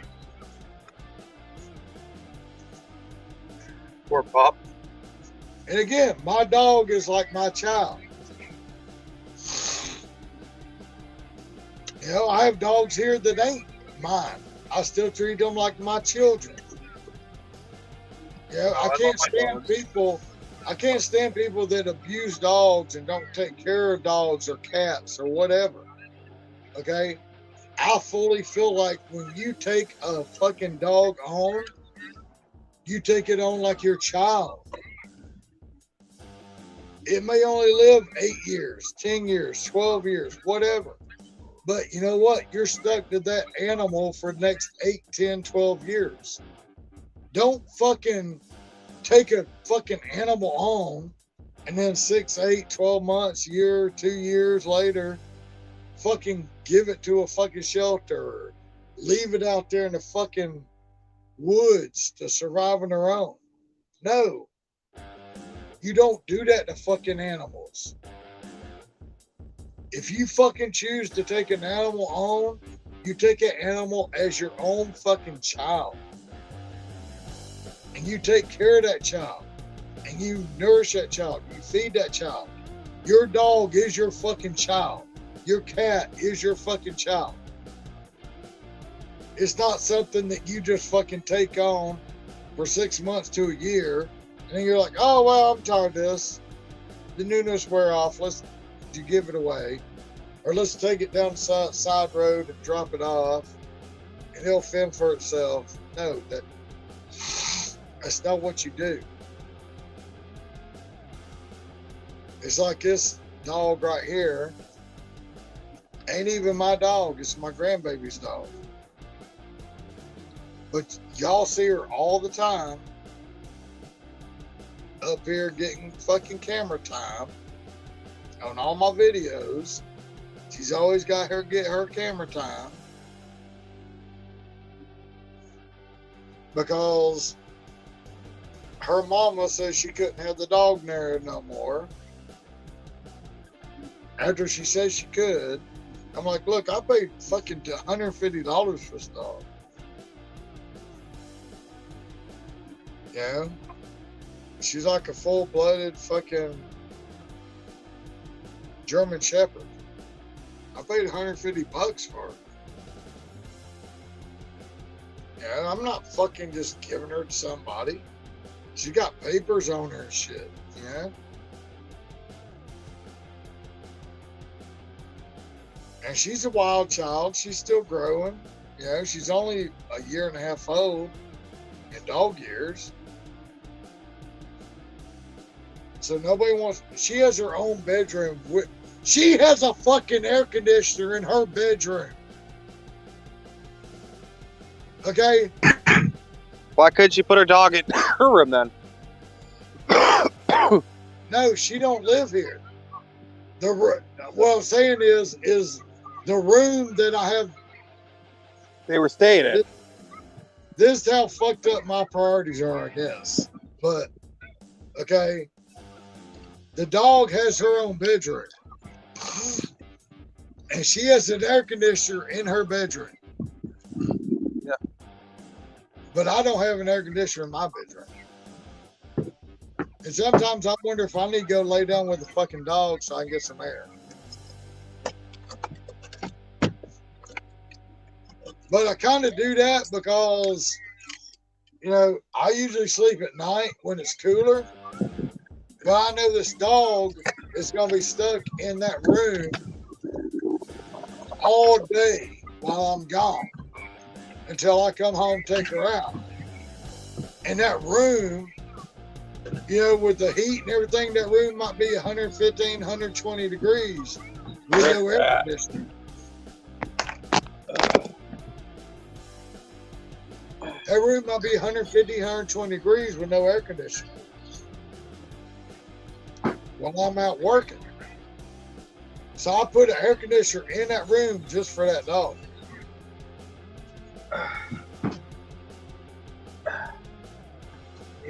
So my animals are better taken care of than I am, apparently. Well, I take better care of them than I do me.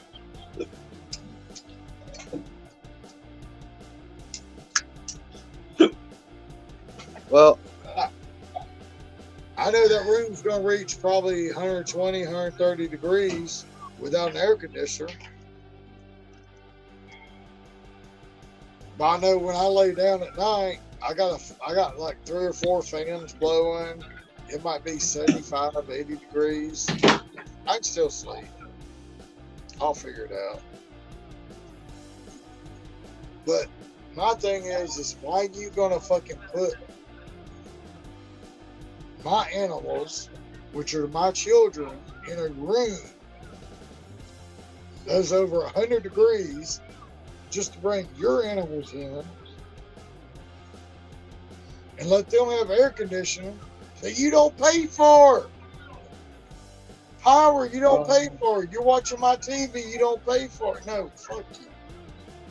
I come home. I said, where's my dog? Oh, in there. Nah. Okay, that doesn't make sense though. Like, okay, you have a room where your dog has AC. How come they weren't in that room? Because they had their dog in there? No, because I had to take my dogs out different times because my grandbaby's dog and my dog don't get along. I don't know if it's because they're both females, but they don't get along together. So what I do is like my grandbaby's dog has her own room, and my dog pretty much has the rest of the house. And then when my son decides to come over here for some reason, chill out, whatever, after work, he wants to put my dog in the hot room. I'm like, no, that ain't working. So I literally had to stop working night, come home, say, look, no, my dog is not staying in that hot room, so your dogs can run around and while you sit at my house and not pay no bills or nothing. No. I said, you need to get the fuck home. And I let my dog out. I told him, I said, look, I'm going to let my dog out. Whatever happens, happens. If they don't get along, they don't get along. I don't give a fuck. I said, I'm letting my dog out. You can leave or whatever. I walked over and opened up the door, let my dog out. He took the fuck off. I said, okay.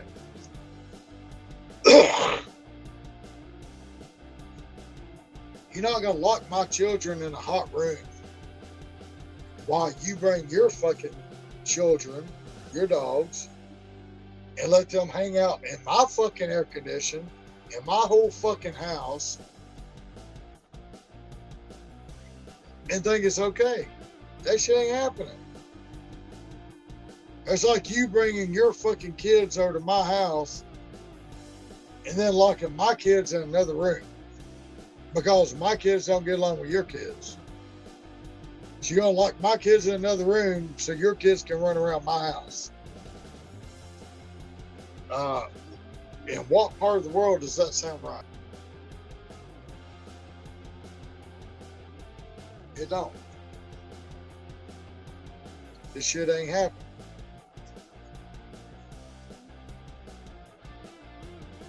My dog is supposed to have full run of the fucking house. You gonna lock it in a hot box? That ain't happening. Your ass gotta go. And it's so funny that everybody calls me a fucking asshole, but everybody has a key to my fucking house. And everybody comes in. That's what happens when people take advantage, unfortunately. Everybody tells me I'm a fucking asshole, which I appreciate because I appreciate being a fucking asshole. I have no problem with that. But everybody tells me I'm a fucking asshole, but yet everybody in my family has a fucking key to my house and they come in and out whenever they fucking want to. I mean, if they ever need to come over, they fucking got a fucking key to it. But yet I'm a fucking asshole. Which I'm good with being a fucking asshole. I like that. I carry that fucking reputation well. I like that. Because I can be a fucking asshole when I have to. But at the same time, everybody in the family has, I mean, I have like 9 fucking door keys out there. Grandbabies or whatever, so if they're around the area and they don't want to go home, they can come here and crash or whatever. I have like fucking 9 door keys out there to my fucking house. It's like when I come home, I never know who's gonna be here. But yet I'm the fucking asshole because I let everybody fucking come over.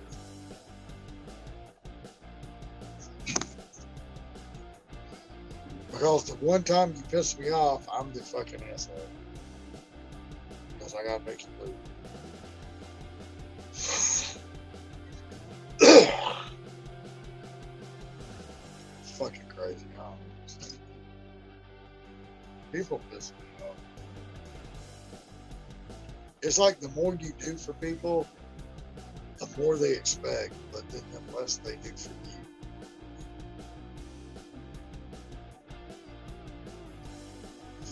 That's why, like I said earlier, I think start investing in stocks because it's so low. And like I said,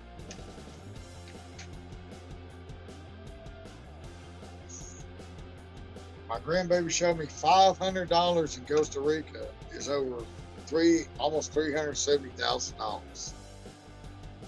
Jeez. Yeah, I totally expect when stock market goes up and I cash out, I'm gonna cash out over 100 grand. Over 100 grand. It might be 3 years, 5 years, 8 years. It don't matter. I'll fully figure out that I'm gonna cash over 80 to $100,000 out of the market, and I'm literally gonna fucking take that shit. And I'm gonna go to Puerto Rico or maybe Philippines. Hell, I can get me a job in Philippines, $14 an hour, sit at home and fucking have roosters in the background doing DoorDash. Yeah.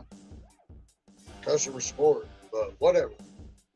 Anyway, I'll fully 3 to 5 to 8 years, whatever, when the stock market goes back up, my little few $100 is going to be 80. It's going to go to fucking 80 to 130 grand.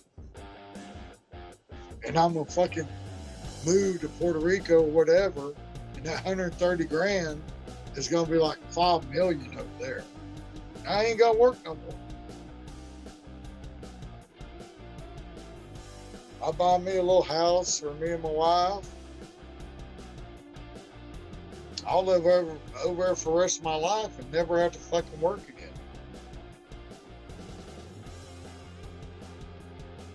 That's what I'm thinking about right now. Because if $500 of U.S. money is $370,000 in Costa Rica money, $500. If I go to fucking Puerto Rico with 80 grand, I'll be a fucking millionaire in their eyes. You know what I'm saying? Yeah, I do. You can live there a long time for a little.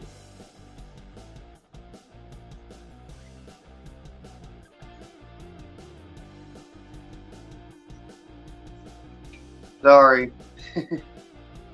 I'm in the restroom right now, so I have you on mute most of the time. I'm here listening. I'm talking when I can.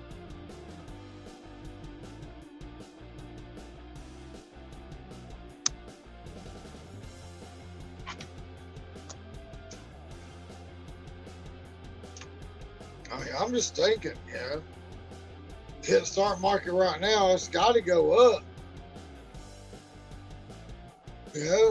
It's right now the lowest low it's ever been until the Great Depression or whatever. So go ahead and invest right now. And the shit's got to go up. Sooner or later, it's got to go up. Like I said, it might be 3 years, 5 years, 8 years. When it goes up, cash out. And my little fucking $600, $700, $800 could be 60, 70, 80 grand. Well, they say the most money's made during recessions. Yeah. I think, and then I'll take that 60, 70, 80 grand, move to Puerto Rico, change into Puerto Rico money, 80 grand, might be 1.5 billion or whatever, Regardless, I'm going to live like a fucking king over there. I don't even have to work no more.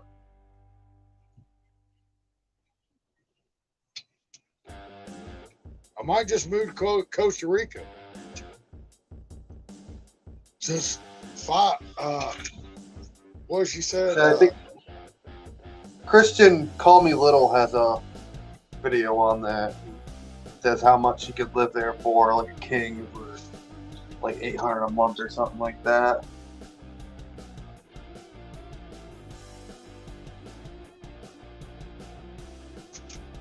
Do what?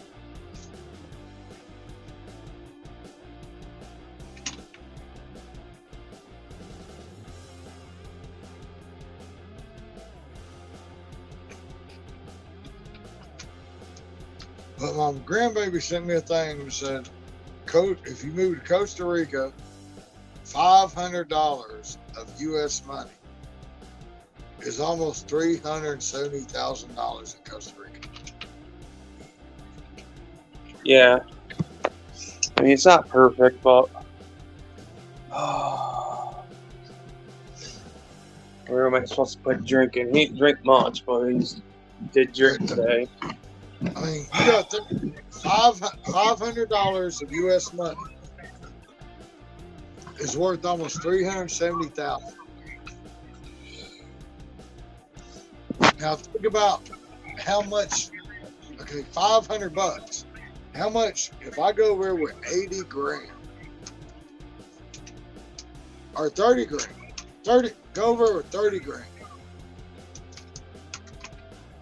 and transfer that into Costa Rica money. Shit. I wouldn't ever have to fucking work again. Yeah. I almost forgot. I gotta make sure I put water bottles in the freezer.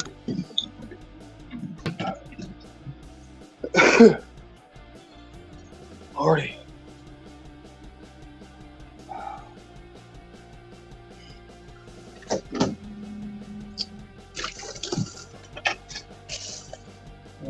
Fuck.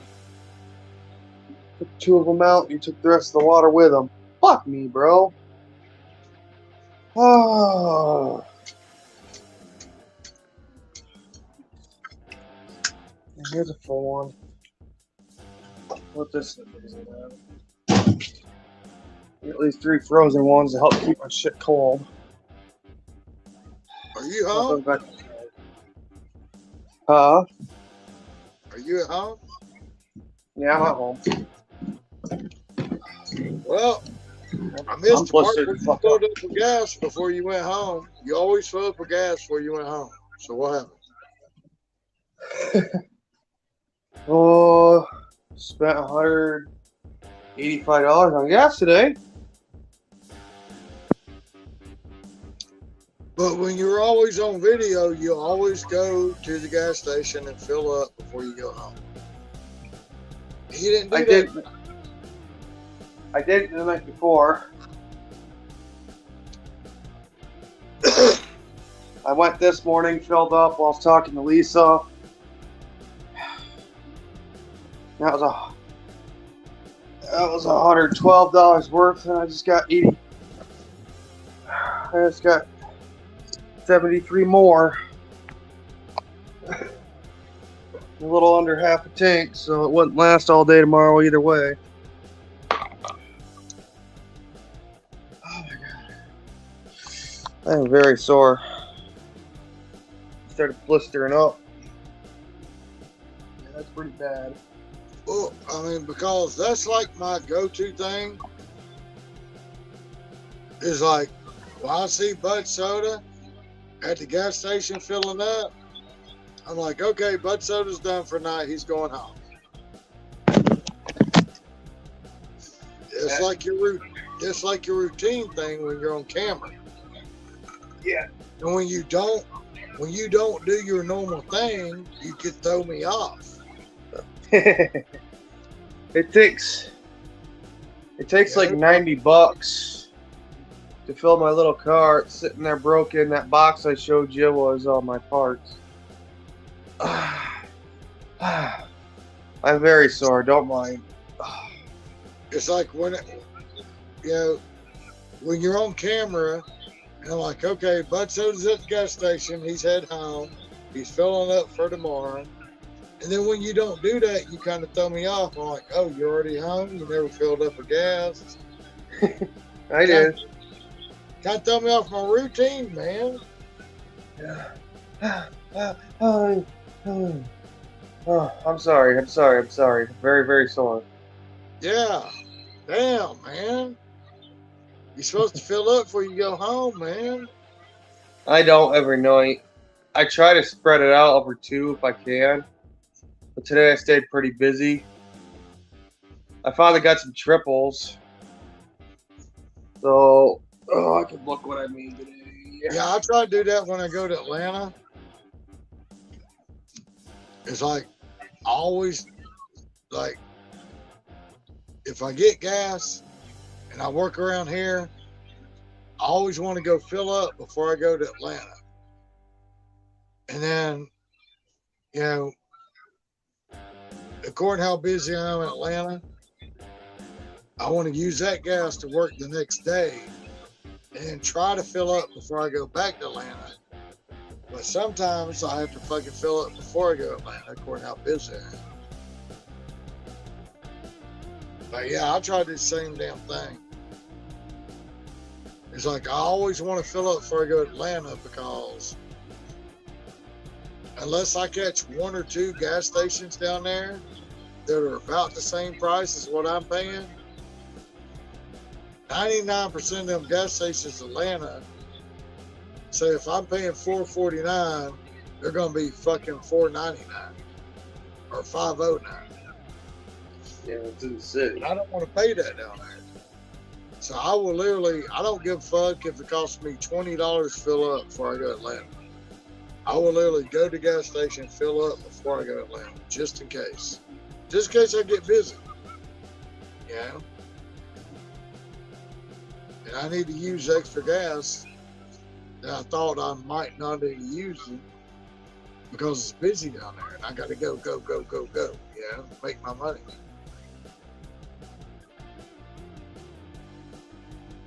I mean, obviously, if I get down there and I use all that gas, then I'm making hella money, but at the same time, I don't want to pay 50 cents a gallon more to come back home. Oh. Let's go to the 1030s, 330. Yeah, I averaged just below 20 an hour, $19.94 an hour. That's all I counted. Didn't get any orders for the first half hour of the day, and then I didn't get any orders when I came home here. 3:30. My app was on the whole time. I didn't get any orders the last 50 minutes I was out there. I should have went home when I lived in West Main because it's not that far. Well, I hate going to fill up in the morning because then I have to drive into the city and in traffic. Yeah, especially with the truck, that's hell. You're consuming so much more fuel when you're in heavy traffic. So if I do that at night on my way home, I could take off from here and go straight up Route 11 to Evans Mills. Unless if I get a large catering order, it'll automatically proc me. Pretty much. Be like, oh, here, go to Red Robin. You got an easy cater. Well, So when's your car gonna be back on the road? Monday? tomorrow, hopefully. Well, I gotta go get it aligned, but it'll be fixed tomorrow. I can't drive it like that because they'll chop the fuck out of the tires. Right. It's like Alright. It's like $60, $70 for an alignment. I wish. It is down Ain't that here. cheap right here.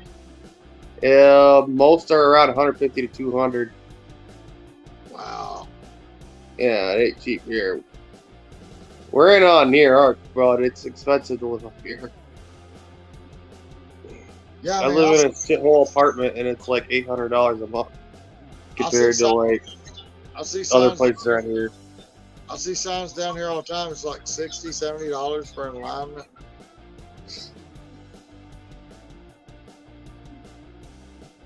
Yeah, it's not cheap to live in the city.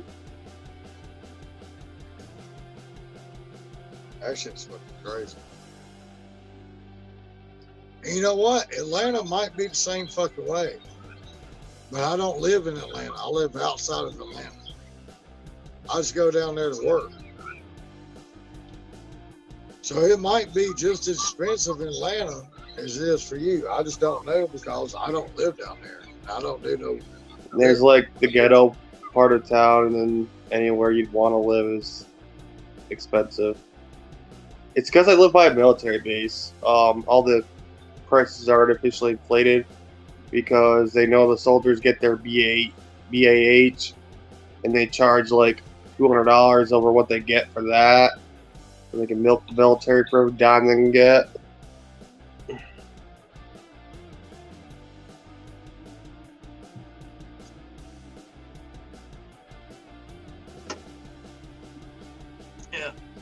It's because I live outside the city.